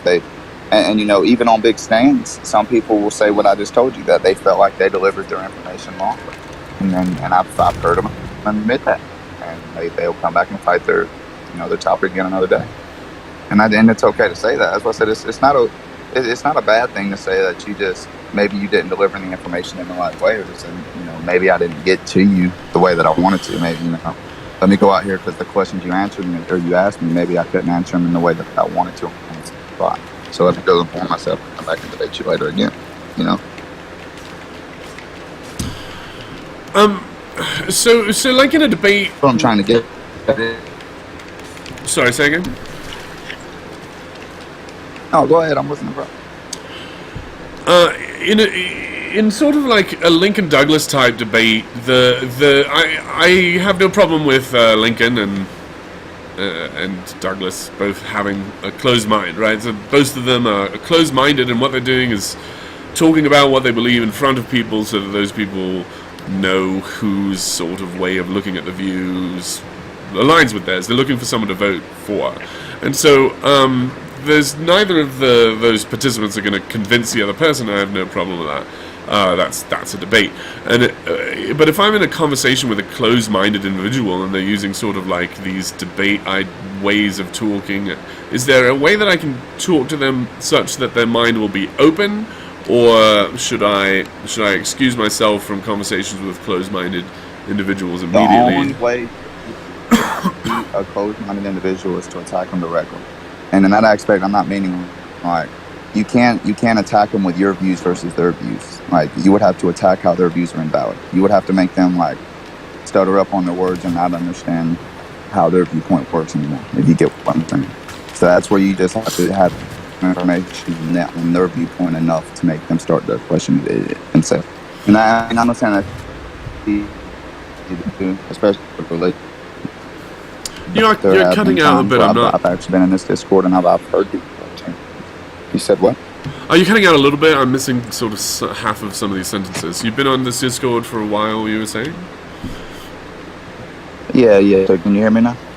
Yeah, it sort of kind of sounds maybe a little bit laggy and then sometimes a bit cut out. Yeah. Hold on. I'm going to come back towards you. Sounds good. Better now? It could be. Okay, so what I was saying was it's just like, where was we at? What did I say again? You were saying that you've been on this Discord server a lot. It was sort of yeah. So I've been on this Discord server a lot, and I've actually, I've heard people that's shut people out I've heard it numerous times. I've heard people that fight their debate, but I've also seen people, heard whole debates where I've just been muted, where people have attacked somebody so hard that they couldn't justifiably answer the questions anymore. It was just to a point where they say it's just because. Well, they do it just because. Well, that's you can't say that, like, just because. And it's just where I feel like if they're closed-minded, you have to attack them to that point. You have to attack them to where what they're saying makes no sense anymore, if you get what I'm saying. And then you can kind of, start opening their mind maybe, or they just accept what you said and just leave because they're irritated. So you think the best way to talk to someone and open their mind is sort of the argument from like reductio ad absurdum, is that right? Yeah. So you would just need to attack what they're saying to an extent to where where your viewpoints come in, because if you don't believe the same as them, there's a reason why. So you just attack it to the point to where what makes sense for you isn't going to make. It's going to end up being the same for them. It's not going to make sense for them, right? Like, if your belief is correct, then it's just not, you have any factual evidence. So then you just kind of shut people out. Like, I've seen people leave when that's happened. I've seen a lot in Discord, on this Discord specifically, actually. But yeah, it's more of just attacking, like what they're telling you, instead of forcing your viewpoint, because as much as you want to force your viewpoint, and if they're closed-minded, they're not hearing that no way. So now just straight discuss their viewpoint until it's knowledgeable, and then just ask them, how do you still feel? Like, you can't answer certain questions, you can't win. Like I said, they most of the time they'll leave on that. So do you think that a mind can be opened? Like, you said that they'll sort of leave at a certain point. Do you think that they'll leave and sort of have to deal with, like, because their mind has been opened and they'll be working on that? I can definitely see anybody who firmly believes in something after having a debate, and you can contradict what they're saying and it makes sense. I see them leaving and going and trying to get more information on it, figuring out how that could be true. I feel like that does open people up, because some things that you tell people don't know. And even though they act like they do in the sense of the debate, some things people just don't know. So when you tell it to them and they actually see that this could be true, then it just kind of opens their mind up. And I think that's the reason why they would, is because at this point they can't argue it. So the only thing they can do is leave. And I think that most people would go out and get information. I mean, even if you're closed-minded, like if you start questioning yourself, like, I don't think you cannot go and get information, right? I mean, maybe I'm wrong. I'm open-minded, so I can't really speak for somebody like that, but that would be my viewpoint. I've got lots of family that are involved in a cult, and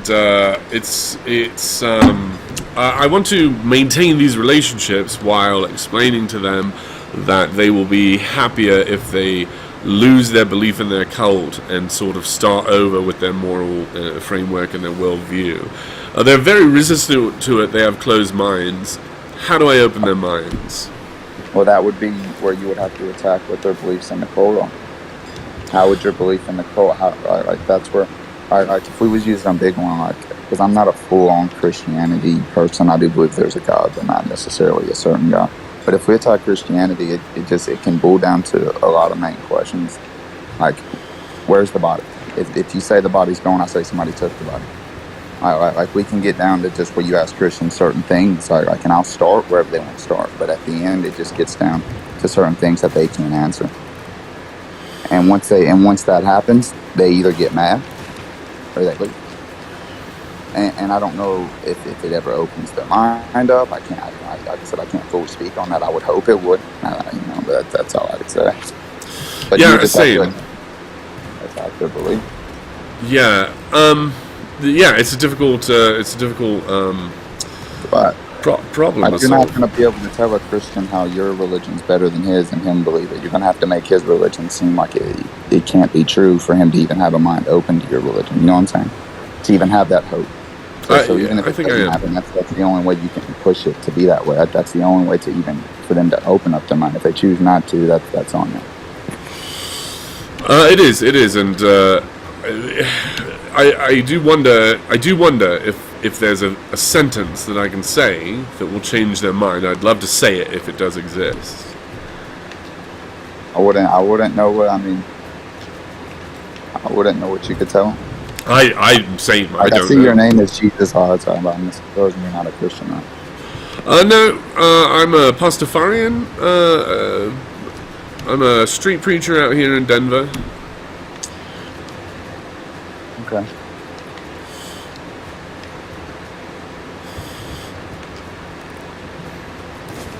Necessarily believe in anything. Say there's not something, but I feel like there's got to be some. But also Christianity, it just has too many flaws. I'm sorry, say again? I said I just can't get down Christianity in itself. It has too many flaws in itself. Sort of Christianity as a reflection of the Christian is not always bad, but I just don't. I think a Bible as a starting point for a religion is a bad idea. Yeah. I just think it's got a lot of flaws, man. Yes. Like I said, you need to date you have with a person, and they end up pointing in themselves. We can hear you. Like at the end of the day, you always end up on the crucifix. I think what you're saying is, I heard sort of every time you talk to a Christian, you sort of always end up on the subject of faith. I think is what I've heard. So you're sort of cutting in and out. In that argument, and I'm not want spending an argument where I can have somebody tell me other than, well, we know they did it, other than. Oh, he's gone. All right. I could not tell anything. Yeah, I think at the end he was saying every time he talks to Christians, it lands on faith, and Internet cut out. Yeah, you were cutting out. We were sort of getting half of that last thing you were saying.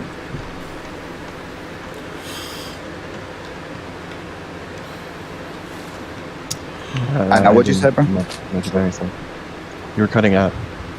Still cutting out? No, it's better now. It seems. We got about half of your last message, which I sort of got the part where you said every time with Christians it sort of ends up with faith. I think as far as I got. Yeah. Faith, and it ends up on the crucifixion and faith.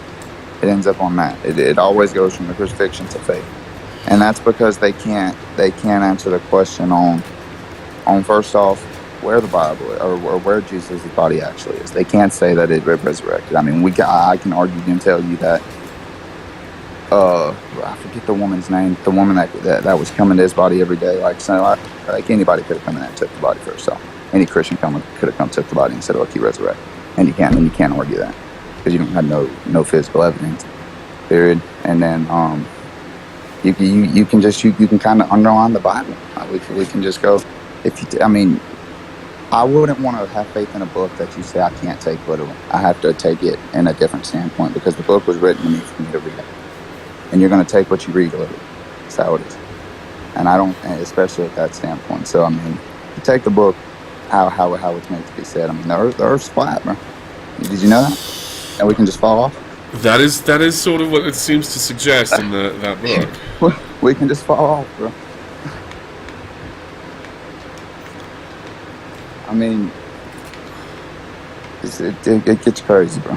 It gets crazy. It is. I was my family are not quite flat earthers, but I believe they're technically sort of young Earth. They believe a literal Noah. They believe a literal Adam and Eve, and so it is hard to understand how I can. These beliefs are not benign, and so it's hard to understand how to coexist. You can't believe the Earth is flat, bro. That's right. You're just being a high skeptic, bro. You're being highly that you're to the point to where if you can believe the Earth's flat, bro, you believe the bank is taking your money. You believe that they're fucking killing us with nuclear power plants. Like you, at this point, you're just going crazy. Let's be real. Seems like you're ungrounded from reality. It seems like a thing that we can convince ourselves of at this point, that the Earth is semi-spherical, most spherical. I think we know that. Bro. I think so too. I think I've convinced myself, and being able to unconvince yourself. How can you fly a plane around the world, bro, if it's flat? You can't, bro. Yeah, how can explain seasons and time? Yeah, the water just don't fall off, bro. Tides. Yeah, many things seem to point to these ideas, and to need to say, but my religion tells me I must believe this thing, and so I shall. It just seems like that's not a benign belief at this point. It really is sort of causing people to remove themselves from this reality. We need people here in this reality fixing the actual problems here. I mean, look, bro. Again, on the Christian Bible, it states that Jesus is the Son of God, correct? So, what makes him the Son of God? I don't think you can tell me other than what he had miracles, right? The things he did. He revived a man. What made him the Son of God? Tell me what made him. I suppose who his father was. I suppose that story about Mary that happens in Luke is what they're talking about. But I don't understand how it's not true for all of us. Not the Son of God. Yeah, I agree. I think everybody would be the Son of God. Moses had miracles. Moses did things. I think it's a meaningless idea. They both prayed to the same God. They both prayed to their Heavenly Father. So how is one the Son of God and one just here? Because it has a lot of breaks in it, bro. It has a lot of contradicting it. And then if you're a Christian, they tell you that you're reading it wrong. I'm reading it how it's put on the paper. That's right. If it was written to me, I'm reading it how I would interpret it here and now. And that's like saying if you're on trial for murder and somebody writes a statement on you, bro. You and then it's telling you you're innocent, bro. You can't read it and say you're not innocent. You know what I'm saying? You kind of get what I'm saying? You can't read it and take what you want from it. Well, they said he didn't shoot the man, but I believe he shot the man, because that's my belief. So he needs to go to jail, even though this is a concept. I cannot convict on faith, I think.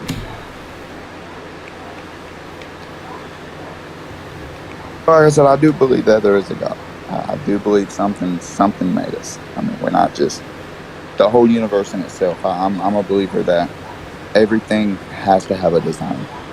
And now we go to the planets, the stars, the galaxy in general. I mean, everything had to have been designed by something. Sure, but why? No, nobody does. I don't think nobody can answer. I mean, Christians can answer it, that they believe that how their Heavenly Father put it here, but no, I mean, you have presumably you have some sort of justification for why you have that belief, right? No. There's none. It's just my Gnostic views. There's nothing behind it other than saying that I don't think that you can get something from nothing. And that's just my belief on it. Like I said, it's more of me just saying that there's something that had to have made us, but I don't know that to be certain. So that there's a cause, or that it has to be a conscious agent? You said what? So are you saying that you think that there should be just any cause, or that it has to be an agent? Well, it could have been any cause. I mean, the agent could have caused the cause, but it could have been any cause. But whatever is beyond, like if we could go back beyond the Big Bang, whatever's beyond that, it could have been something beyond that, bro. We could have happened inside of something else. I mean, you never know like how deep it goes. Like I said, we can't never answer those questions. So I mean that's where my views come in. I don't know too much. Like, I think I don't know is a respectable answer to a lot of these questions. In these conversations about theism, I consider myself a agnostic deist. I think the part about being sort of real about what I can and cannot know is an important part of religion. Right, exactly. I thought you said you're an atheist. I'm a Pastafarian, and so in these conversations with logic, the idea of like, how can I tell the difference between a world without a god and a world with a god that is hiding from me such that I can't overcome it? I don't know how I would know the difference between that, and so I think with theist conversations, I cannot say atheist. I can say I believe that Jesus is not the creator of all reality, but I think when we talk about knowledge, it supersedes what it was that caused everything. I think the answer is I don't know, but I think Exactly. You can't know. I think that's true. I think I cannot know. I think I can believe, and I believe there is no God. But if I was to not know, then what created everything? I don't know. There was like a wall in an essence that's put up, and we can't pass that wall. So our knowledge is stopped there. So whatever was before would answer every question we had. Really, it would answer all the religion questions. It would pretty much answer everything if we could just figure that question. It could be. That's possible. I think if we could go beyond that, we would figure out a lot. I honestly do. Yeah, well, we don't really know if there is a before because, physicists usually say that time itself started with the Big Bang, right? So how can there be time before there was time, right? Yeah. And that's valid too. Everything when you speak on this could be a valid thing. It's just not talking about. And then even if you say time, time didn't have a start point. I wouldn't hold it past as something not being subjective to time, as what you say your Christian God is, but I wouldn't put Jesus there. But there could be something there that's not subjective to time. I'm not there to answer that. Like I said, I wouldn't say it's necessarily God or none of that, but you're God. But but you can't put it past it. I'm not never holding nothing past it. I'm just going with the knowledge I'm given in this world. That's all I'm going off of. And when we get into Christianity, I think that's not a God that I vividly would want to worship. Like, we're talking about a God that knows this world, everything that's going to happen, and He knows realistically how hard it would be for every millions of people here, billions of people, to be Christian, and He just sends them off to hell. I don't think that's a worthy God. I wouldn't worship a God like that. That's what makes it hard for me. It's hard to worship a God that would do that. That's cruel. Correct. I think theism. There's many theist ideas that are internally inconsistent that we can say this is probably not true. And I think Christianity is one of those. I think it's so internally conflicted that we can say this God can't exist. I think logically you can. I think logically that this is where religion comes in at. Logically, we can answer these questions. So religion is always going to be, and I don't think it'll ever not be, a belief, right? Because nobody ever knows until they die. So I don't think nobody will ever know. So I think after the hypothesis and the information that we got in today's world, evidence points to reality there being nothing. But okay, we can say that's illogical. That we don't think there could be nothing. And nobody in this group agrees. So then it's like, okay, well let's read every possible one that we can read, because we're going to be open-minded individuals, and we're going to give every God a chance, to see what what view we take on them. And I think that the Christian one isn't logical. I think that would be ruled out. I agree. With that process that you're talking about of like, let's take all its claims here, and I can't say that I've disproved one until I've internally considered its arguments. Yeah. I could agree on one without saying I've considered or looked into any other ones, and that's where closed-minded individuals come. They're born into Christian households. They solely, or Catholic, whatever religion, and that's what they're taught their whole life. So that's all they debate. and they're not open to anything else because that's all they know.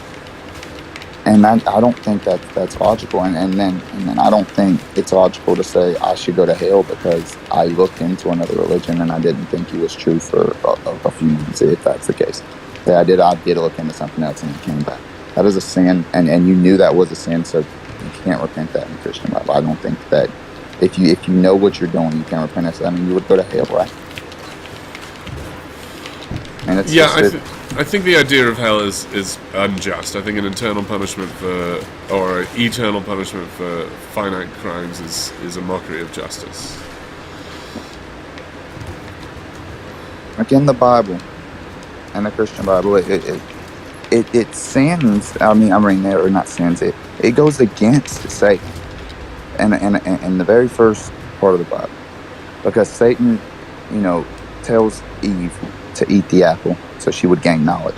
Now let's all be moral, because Christians always come back to morals. Let's be moral. Is it wrong that he said, okay, look, there's knowledge, get it? Well, what's not moral about that? Like how is that a bad person? Christian. How was he bad because he told him to eat, to hear, learn things, expand your mind, grow as humans. Yeah, and there is the Satanist, the temple of Satanists, who sort of take that idea that, and I like a lot of the work that they're doing with these Baphomet statues and things like that. I think a religion is a very a communicative space for these ideas. I don't think no religion should be shut out, and no matter how bad you feel. And that's my standpoint. Like a Christian's going to say the Satanist is horrible and they shouldn't do it. And I agree that if you don't think that, that's okay. That's agreeable. But you can't say that they can't do it just because you don't agree with it. It is a part of life. It is what it is. You're going to have people view things differently than you do. You're going to have different religions. You're going to have different beliefs. And then it all boils back to us not knowing the question to what really was before the Big Bang, or if there was anything. However you would answer that question is we would pretty much be able to put certain views away.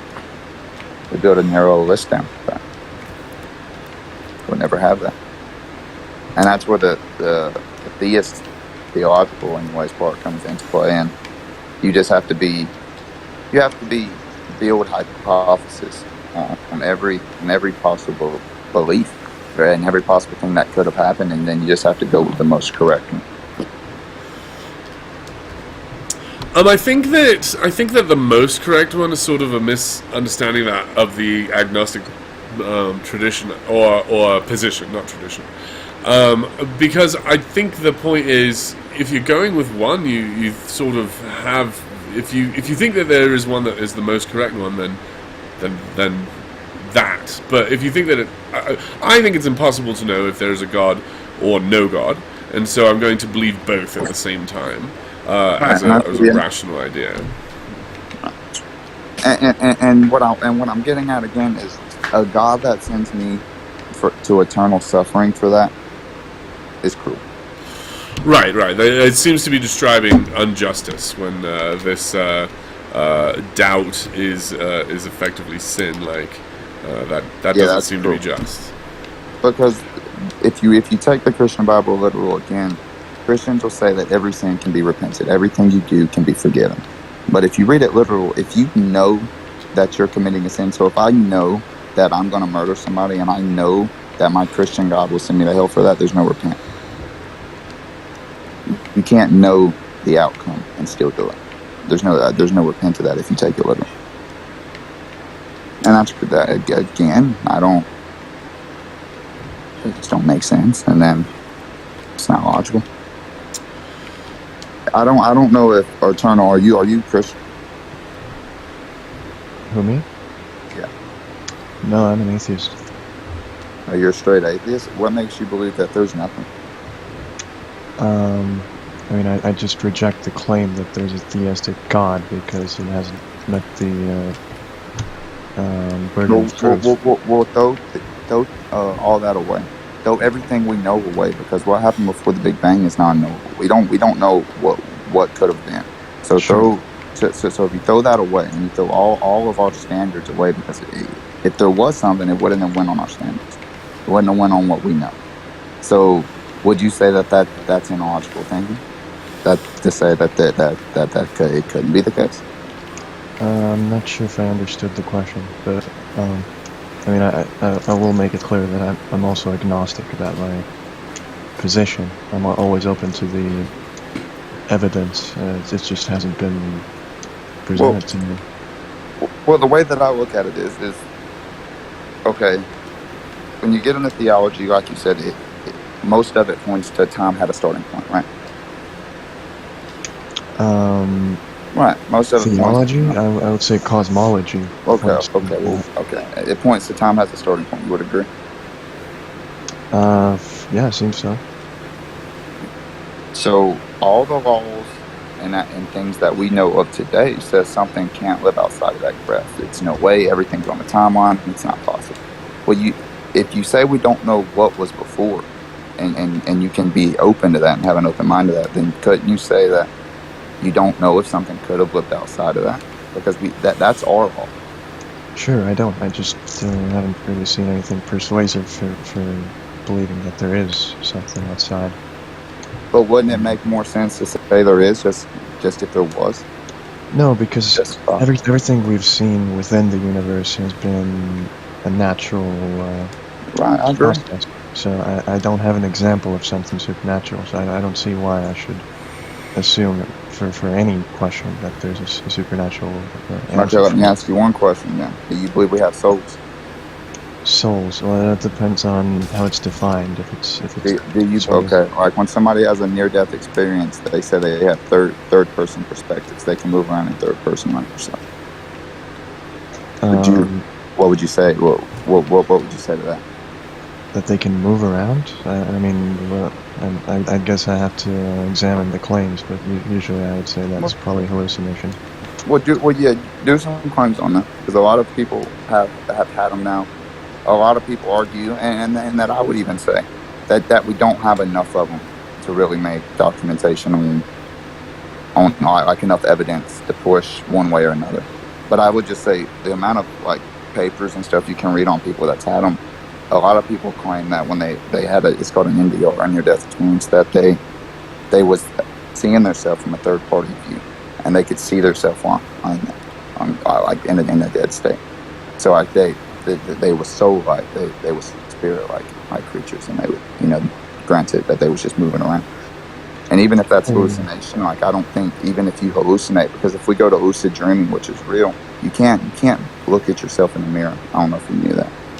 So your body, like your mind, can't picture what you actually look like. That's beyond your mind. So when somebody says they have an NDR and they've looked at themselves and they can see themselves when they're dead, I would say that to me that sounds like they have a soul. And I would say when you die, you might have a soul that's still here. I don't know how that would be possible, but I would have to point to a higher being for that to be possible, right? At least something. I mean, if people are saying this, multiple people, and they've been saying it for thousands of years, you can't say that they're all lying. Like, and people just don't. Yeah, but if you look at the actual claims about near-death experience, usually it's going to be about the actual beliefs that they already hold, right? So a Hindu's near-death experience is often going to be about meeting Krishna or Vishnu. Right, it's been that's more saying of difference though, because these people aren't saying that they've seen anything other than themselves in a room. Like these people are saying that they was in the room looking at their body. Like I get where you're coming from. Some people said that, but I think that's different. That's a different view. That's when you're actually dying and your brain's releasing chemicals. That's certain chemical release in your brain that just makes you. Because they say that when somebody's dying, when they say that they can see their whole life flash before their eyes, that's a chemical reaction. So much chemical is being released in your brain as you die that you could see that happen, and you could see what you really want to believe. Yeah. But in these certain situations, that wouldn't be the case. The near-death experience cases, these would be different. Well, no, I mean this stuff has been tested. Well, you can't test near-death experience. I mean, people die. You can. If the claim is that you're sort of actually outside of the body looking at yourself, and you can look around or whatever, then you can, this type of stuff has been tested by, like, having a number written, like, on the ceiling, for example, and then later asking if they know what that number was. Yeah, but you can't replay it in your death experience. And that's what I'm saying. What I'm telling you isn't necessarily 100% facts, but you can't put it past it neither. It's just because you can't really do a number in trials. You can't know when somebody's having it to see what's going on with it. You know what I'm saying? Because you can't predict when it's going to happen. It just kind of happens, So there's no like test being done to actually know. But I'm just saying, with the people that said it's happened to them, and you can go back a long time, hundreds of years, where people have written down about this, and they all come back and kind of say the same thing. And these people are from different parts around the world that write this stuff. So I wouldn't say they're all lying and they're all getting to each other and they're all. I just think it's a possibility to think about. That's all I'm telling you. None of this is fact. I'm saying, that's something to dive into and just kind of say, just see where your mind goes with that. Yeah, and then, and also another possibility is that sort of the consciousness is projected by the brain, and that after death oblivion awaits. That's also possible. And as long as I'm agnostic about which of those it is, as long as I don't know what evidence would prove either of those things, I sort of have to keep both in mind at all times, that I might have a soul, and I might also that is eternal, and I might also oblivion might also await. Right. Think about if you step in front of a God, and he is questioning you about your whole life. Would you want to tell him that? No, like I didn't even have a view of a God. Or would you just want to be like, I think that any worshipable God and the God out there would be understanding. I would hope he would be understanding and not a crude God that would understand that you say, yeah, I had a disbelief in you personally, but I didn't have a disbelief that there was a person as of your sort out here.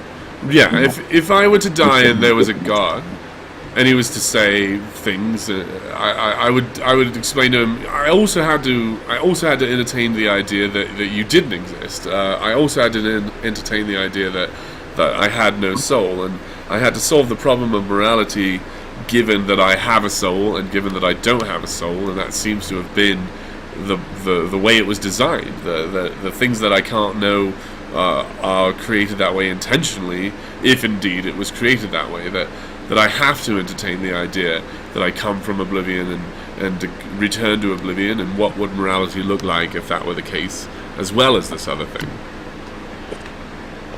Agree. Well, what do you think? What do you think? Natural or eternal? Think about what? Can you summarize it again? Can you restate? So he was basically going into how you. I'm trying to think of a way to summarize without going back detail to detail.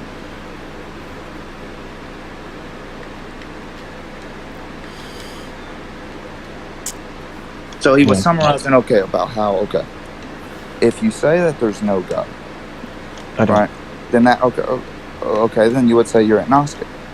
Completely. You wouldn't be atheist. No, well, those aren't mutually exclusive terms. Okay, well, what exactly is your belief? Well, atheism just means your belief is not in gods. So you don't believe that there's a God? Right. Or gods, yeah. Well, the thing is, I'm just dismissing the claim that there is a God or gods. Right. And so our question, or basically our statement to you, not more a question, something you can probably elaborate on, was that, let's say that there is a God out there. Let's just hypothetically say that you believe, that there was something out there, and we can all say that. Hypothetically. If you died and you confronted that God, and that God did bring up your life. Now this God would be cruel if he sent you to internal suffering for having a disbelief or having an opinion on, or going out here and experimenting with other religions. But at the end of the day, if you can say, look, I believe in a God, not necessarily you, but I did believe in a God because, that's just what the information I could pick up, but I couldn't pick up that it was you. I don't think that he could send you, it would be cruel to send you to internal suffering. But wouldn't that be logical just to say that? Because There's always a chance that there is and there isn't. You're right. But if there is, you got standpoint behind your belief. At least there's something logical that could be at the end of the tunnel. Because atheism is, even though it's logical, it's tough to actually believe in that completely. But, I mean, it's not really a belief. It's the opposite of a belief. It's a lack of belief, unless it's Gnostic, unless you're sure about there not being any gods. But like absolutely sure. But wouldn't you want to, if you were standing in front of a God, wouldn't you want to tell him that even though that how your life played out, you ended up saying that there could be a God. So I wasn't dismissing. You could have been here, but I wasn't questioning that you was here, but I was questioning who was here, because that's beyond my information.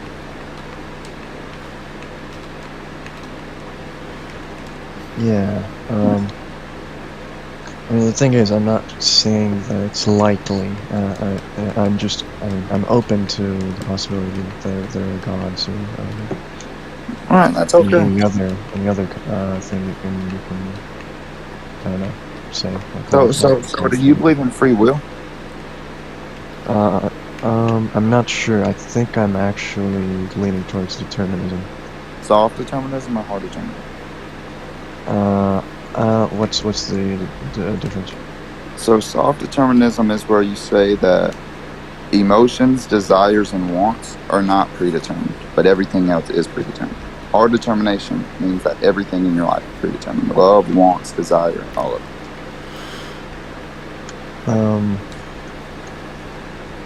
Predetermined. Yeah, that's a tricky word, I guess, because that has some kind of like a.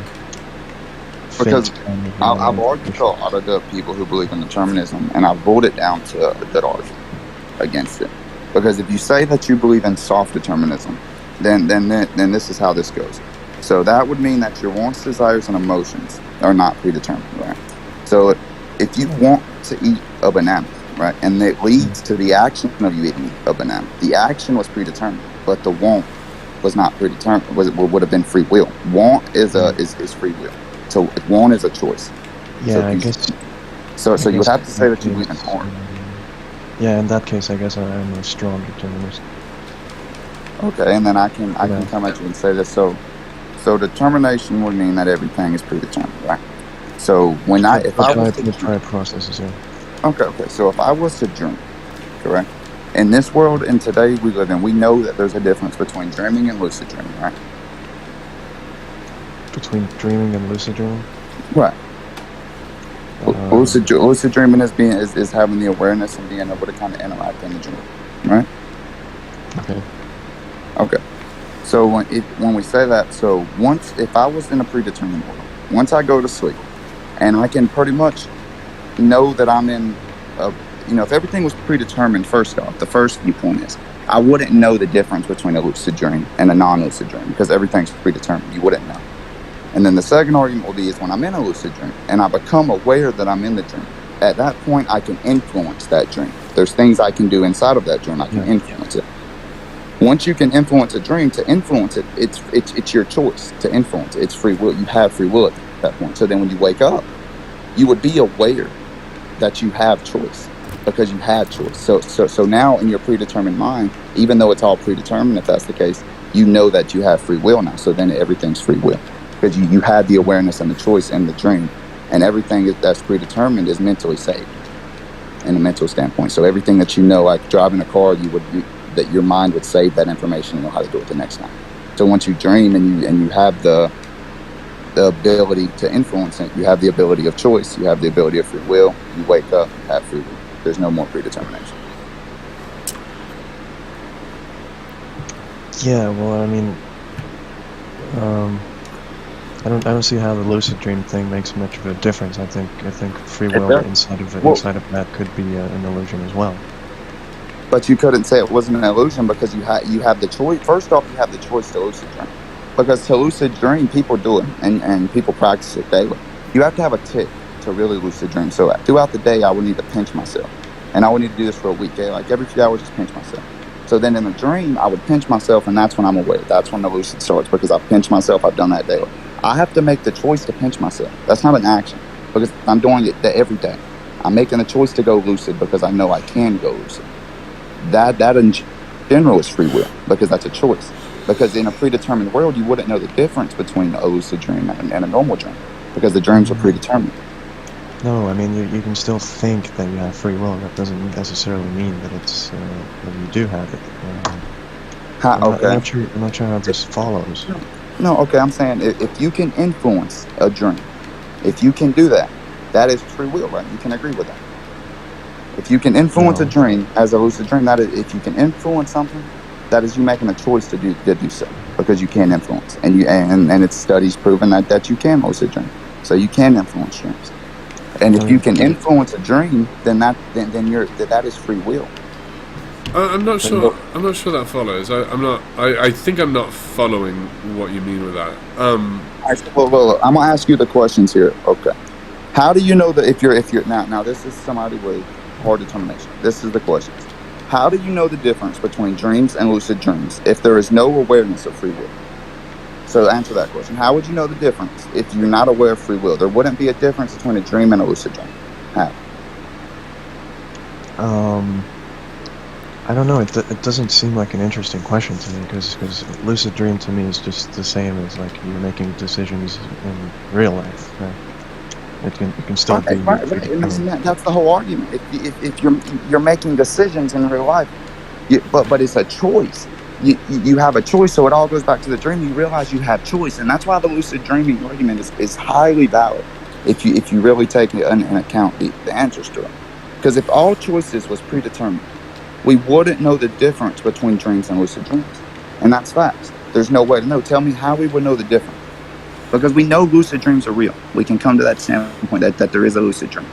But if it was predetermined, we wouldn't know that you could lucid dream because that would be a choice to do that. You wouldn't have the choice to go lucid. Everything would be predetermined. I think I see what you're saying here, and I think the distinction is, the point is that there's two ideas happening with the phrase free will, because I believe in a will. Though I think it's not free, and so I think you might just be illustrating the will in the dream, whereas before there is no will in the dream. You can influence the dream how you want, right? If I can do what I please, that influence is free, because in a dream, once you go lucid, you can do what you want to do. It's your choice because you're influencing how you want. Yeah, but you don't know if those wants are yours or that they're freely kind of. How do I put this? But you would have to. Want. Okay, but then it all goes back to the question. Then you would have to tell me how do you know? How can, if you're hard deterministic, how can you distinguish a dream from a lucid dream? Before we even go to that part, you would have to tell me how you distinguish. It's just an attribute of a dream. It's just, I don't know. It's very trivial to me. I don't really see it. But you can't go lucid when you want to go lucid, right? Just because you want to, you're not going to go lucid. Like if you tell yourself you're going to go lucid dream at night, you're not going to do it. You have to know how to do it. You have to set yourself up to do it. It can happen accidentally too. I've had it a couple times. Just whether is it a lucid dream? Because a lucid dream is an awareness in the dream, and it's being able to influence. Just being aware in a dream, because there's plenty of people that'll say they remember dreams, but just because you remember and you know what happened doesn't mean that you changed the outcome. You know the difference. Okay, well then that means you showed an example of free will in the dream because you influenced it how you wanted to, and that's a prime example. If you can do what you want in the dream, if you believe in hard determinism, you believe that everything in your mind is memory based. You run off scripts. You're basically a robot. You run off a script. So that script, everything that you do is memorized. Everything. So like I said, driving a car, your brain memorizes that. So if I go to sleep and I influence a dream and I know that I have the definition of free will because I made choices on my own and it was freely because I could influence how I wanted to, you're going to wake up and you're going to have in that case, then your robot's going to turn to free will because you're going to have a script that tells you can do what you want. That's where I'm getting with it. Like everything you do is a mental note. It turns into a script. You memorize how to do it. That's hard determinism. Yeah, I think we should maybe move on to another thing, because I'm trying to understand how this lucid dream thing, like how it follows that you have free will if you're influencing a lucid dream. To me, it's just the same as influencing anything else. Because we just agreed that you influence it how you want. Yeah, but I don't agree that I chose my wants. But then you would have, if you said that, then you would have to answer the question on what's the difference, on how do you know the difference between a dream and a lucid dream and a predetermined world. You haven't really answered that. You would answer that. It's just a label on the attributes of certain certain types of dreams. It's just a different kind of dream. I don't know. But people practice lucid dreams, correct? So is it predetermined for them to lucid dream? Is that what you're saying? Lucid dreaming is predetermined? Being able to have awareness is predetermined? It seems likely to me, yeah. But that would be that would point towards not being hard deterministic. How? Because hard determinism in general means that your brain and basically you have no control, right? Mm-hmm. You have no control over your actions, right? So let's jump on another standpoint. We'll go off of that one because you're not understanding that. So I don't have control over my actions right now because I'm in a predetermined world. I don't make the choices that happen. So if I come over to your house and I shoot your mother in the face, I shouldn't be held accountable for that action because I didn't make that choice. It was It was predetermined. No, so that's a separate issue because I mean, a society is going to function better if there's an illusion of free will, but that's independent from whether they're actually. But but the illusion would be then that I have responsible for my actions. You're telling me that I shouldn't be. If it's an illusion, you're telling me I'm going to be held responsible for my actions. That's an illusion of free will.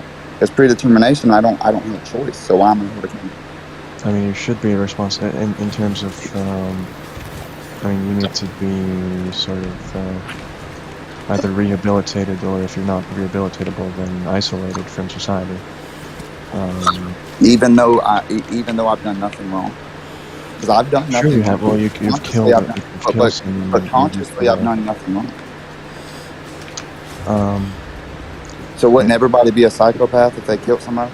Wouldn't everybody be a psychopath if they committed a crime? Because they didn't make the choice. They didn't know that they was committing that action. It was predetermined for them to do that. No. I mean, psychopathy is a specific label for a specific mental disorder. I don't know, deficiency or I don't know. It's the mental state, I suppose. I think the idea is because we're talking about, because we're agents, we have a will, but that will seems to be guided by physics, and escaping from that seems to be illusory. But a person. I'm not argue with you if you say there's will, bro. I mean, I'm not gonna, because it's not my place to say if it's 100% free or not. I can't really argue that, because that's a tough argument. But I think it's easy to argue that the world's not predetermined. So another standpoint would be, at the very beginning of the world, if everything was predetermined, how would anybody move forward? How would your brain gain more knowledge if everything was predetermined? Because you're running on scripts of stuff that you learn over time. So you would, in a sense, you would be running on the same script every day. So people would, in reality, look like zombies. Like, you could picture me walking down the street. I just smack you in the face and we just keep on walking, or like slowly walking like nothing's happening, because nobody's gaining any knowledge, right? Sure you are. I don't see how any of this follows either. How, bro? Everything runs off scripts. Do you know what you're saying you believe in when you say you believe in indeterminism? I mean, I'm still working on the position itself, but it just seems to me that. But if I tell you, okay, maybe you haven't read up on this, but maybe You need to understand that your brain runs on scripts. You need to look at that. So, really, in a predetermined world, you think like a computer would think. So everything that you look up on a computer on Google, it saves. All your searches save. Everything that you do saves. So in a hard deterministic world, you believe that everything saves. Love and desire, everything, all of that saves because you learn it over time. Because you see it. You see it to learn it. That's how your brain runs these scripts, and that's how your body knows what it's doing. That's how the cells, because they believe that you are a piece of the cells, that cells are running your body. So cells are just powering what you do. When you move your leg, it's all cells. It's not you consciously making that choice. Yeah. So I think that question is valid, is it not? If you can agree on that, that question would be valid. I mean, I don't know. I just don't get it. I just think you need to come to a point where you can understand there is, like I said, I won't even say free will. You need to come to an understanding that you do have a will. That we are each agents, and that. Well, that's necessarily, yeah. You need to come to that realization first before you try to go any farther. You need to understand that we are, like you said, we are all agents. But then I encourage, even after you do that, do research on free will. Even if you don't believe it, at least research it to understand it. Like I said, you might be like old buddy here and think that there's just a will. And that's okay, right? Because it's hard to argue that there is or there isn't. But I think there's strong arguments against predetermination. And I think you really need to dive into that. It inevitably makes no sense. I think it makes pretty good sense. I mean, what would make sense about it? Okay, give me your explanation on what makes sense about it. About determinism? Yeah.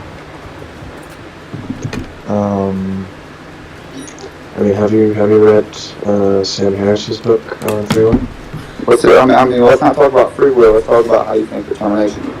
Just give me claims. Give me claims. Just name a fact. Let's play name a fact. Name a fact that makes it real. Claims as in what? Or name the trait. I'm sorry. Name the trait. Name the trait. Not name the fact. Name the trait. Name a trait. I can just name the things that I think seem convincing to me, as opposed to the alternatives. Go for it.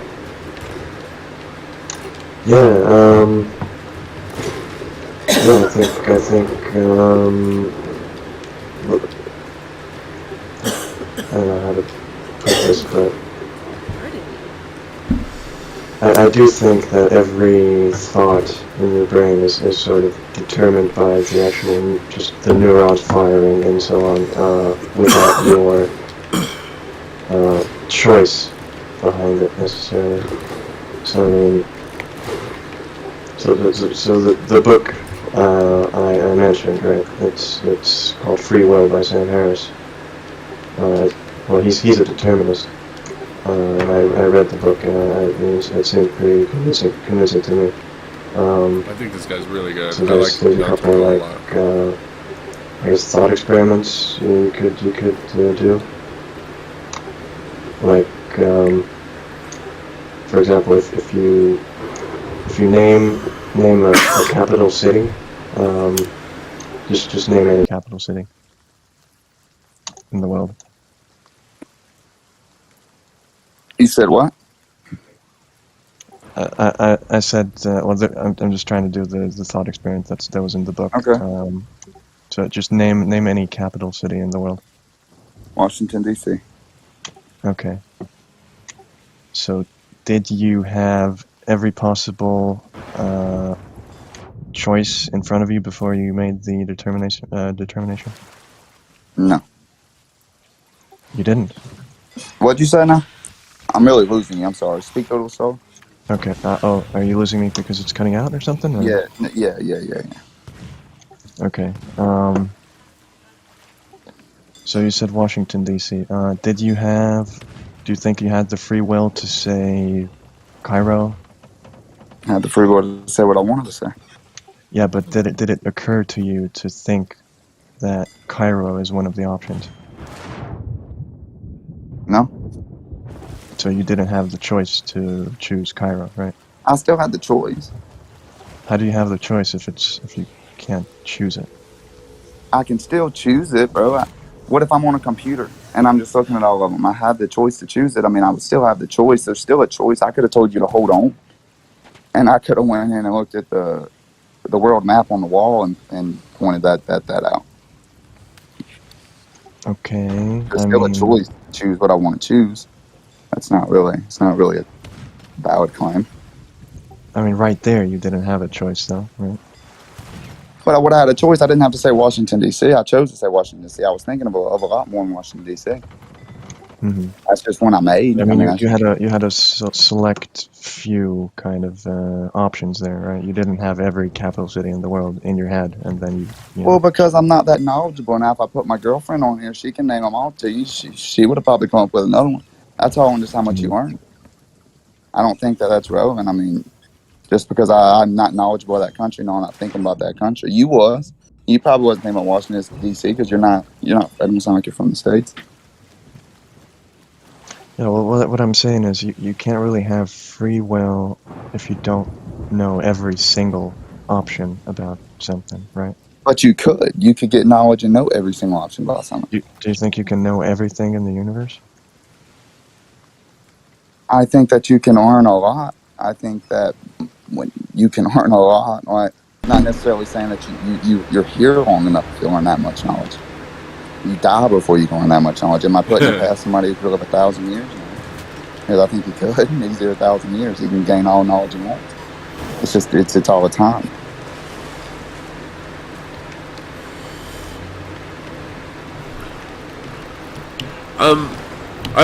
I think that this is a good conversation. I like the way that this is going relative to a lot of other conversations I have, and I really like your style, Nocturnal. Also, I like yours as well, Big Sax, how you're coming in the way that you present your arguments and things like that. So I think this is sort of a productive conversation relative to a lot of others. But I've got to go. I appreciate this a lot. I'll see you guys soon, I hope. See you, man. Thanks for talking to me for a while. Take it easy. See you, man.